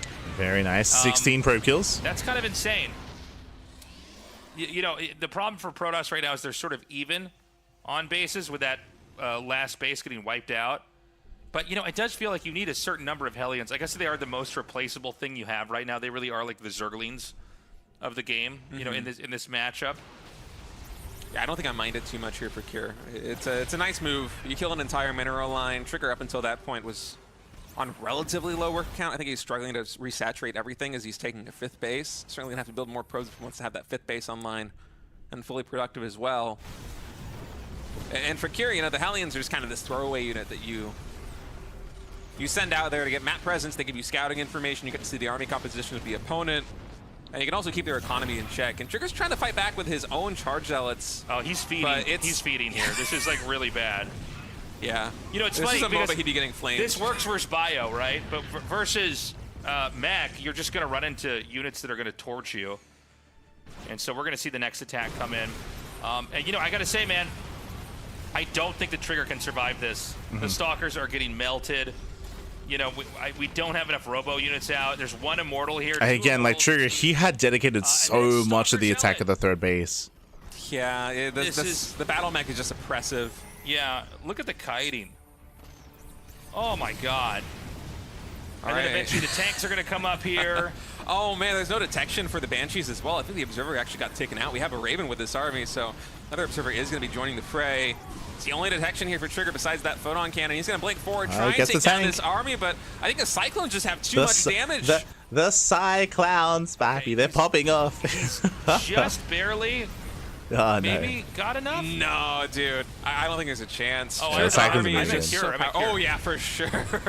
Cure is barreling that's a sneaky way to cast. I just say, like, I think he's going to win, and then if he crit me, I go, no, not that, the other guy. Oh, man. Yeah, he did it, dude. What a game from, that was one of the most bizarre TVPs I've ever seen. Now, listen, guys. Here's the moral of the story today, okay? All the Zerg players are ready to cry because they thought that Reynor was going to get eliminated. They had their box of tissues. They were ready to cry. And then Reynor survived, and he's still in the RSL, so you can't bitch and moan yet. And then the Terrans went, well, it's okay because we're going to cry because Cure's going to get eliminated. And they had their box of tissues, and they were getting their Reddit posts there. They were spell checking it because they don't want to look dumb. And then Cure won. So neither of you can complain until tomorrow. Because they're spending too much time on the SC2 Reddit. Yeah, Reynor was favored against Maru. What are you talking about? What? I'm impressed that Maru went all the way to the X match against Reynor, not gonna lie. 3 Protoss in the top 4, top 3, whatever it is. Tomorrow, 1 race will be eliminated. And but GG, well played. With that, we are wrapping up for today's broadcast. Reynor takes on Maru 3-2. Cure takes on Trigger 3-1 as well. But honestly, that could have gone either way. Like, again, Trigger, he had what it took. He had what it takes to on Tokamak to win that game. He had almost maxed out. He had a massive army, but he did fumble the ball. He did kind of blunder the attack at the third, as we mentioned. He had, 5-6 Immortals. He rushed in, and he pushed without the Immortals. The Immortals, they were waddling in from behind, and by the time they arrived, everything was already dead. So just a little bit of a mistimed or kind of mishandled attack there at a trigger. He lost everything. It meant that Cure was able to stabilize from there and snowball out of control and claim the win. And that means that, hey, we have our next set of matches. We have our top four. Top four for the tournament. We have Xanon Classic and Reynor and Cure. So we have our top four players. Again, tomorrow's broadcast will be continuing this. It's going to be 4 days. 4 days straight of RSL, and we just wrapped up with the first day. Quickly catching up with our schedule here. Bam. You can see we just wrapped up on Thursday's broadcast. On Friday, we have more RSL. Saturday, we have more RSL. And Sunday, we have the grand finals of RSL. So 4 days straight of Revival StarCraft League. When it comes to other casts here on the channel, you can see that we have the KSL, the Green StarCraft League is going to be on Saturday, and we have the Pondcast in like 5 minutes. The Pondcast is our weekly talk show, every single week we have a podcast where we go over all things StarCraft news, StarCraft adjacent news as well, all covered on the Pondcast, and that is going to be starting up as soon as we wrap up here. So we're going to be heading off. The stream is going to go down for like a minute. Don't go anywhere. If you want to tune into the podcast, don't go anywhere. The stream is going to go down, then it's going to bam, then bam, it's going to go right back up. And we'll be jumping into the podcast. There's going to be like a 15-minute timer, so you have some time to get some snacks, get some food, and get ready. When it comes to tonight's podcast episode, what do we have to discuss? I've been so engrossed in TLMC, I just have not been able to look at the topic list. But here we go, the podcast. We have the SC4. Oh, true. We have the new LAN announced in the Americas. We, of course, have the Starfest qualifiers around the corner. We do have TLMC. It's true, the team TLMC map contest finalists were announced, and we had Wardy hosting the 2v2 tournaments previously to showcase those maps. So that's going to be another thing. We have another LAN event going on as well, Groundswell. I'm a little bit unfamiliar. And, of course, we have all the tournaments. I believe we have wrapped up the Murloc Chijik tournament. We have the Patches Patch Clash. We have Kung Fu Cup monthly, all of the regular weeklies, plenty of StarCraft to discuss, to go over, and to catch up with the podcast. So there you go. There you go. Again, we're going to be catching up with that in a couple of minutes, as we do on a weekly basis, as we always do here on the CranKy Ducklings. So we'll see you guys soon. It's over for today. This RSL is over for today, but we're going to be back in a couple of minutes. So again, take this time to get some snacks, get some food, get some water. If you want to tune into the podcast, and don't go anywhere because we're going to be live soon. The stream is going to go down, but don't worry, it'll be right back up. And thanks for watching, and hope you all enjoy some more RSL over the course of the next couple of days. As I mentioned before, the RSL is funded by the people for the people. I do feel like it's a little bit lacking just in terms of their the production setup that they have. I do think that, hey, if you have a studio, if you have a live venue in Korea, I feel like it's a good idea to make use of that. It's a good idea to make a little bit more of the show. Again, this was under 3 hours. It was under a 3-hour cast. We can pad it out back. We can get some content. We get some interviews going. We can bring in a translator. We can bring in some of the Koreans. Again, you're in Korea. You got all these players around you as well.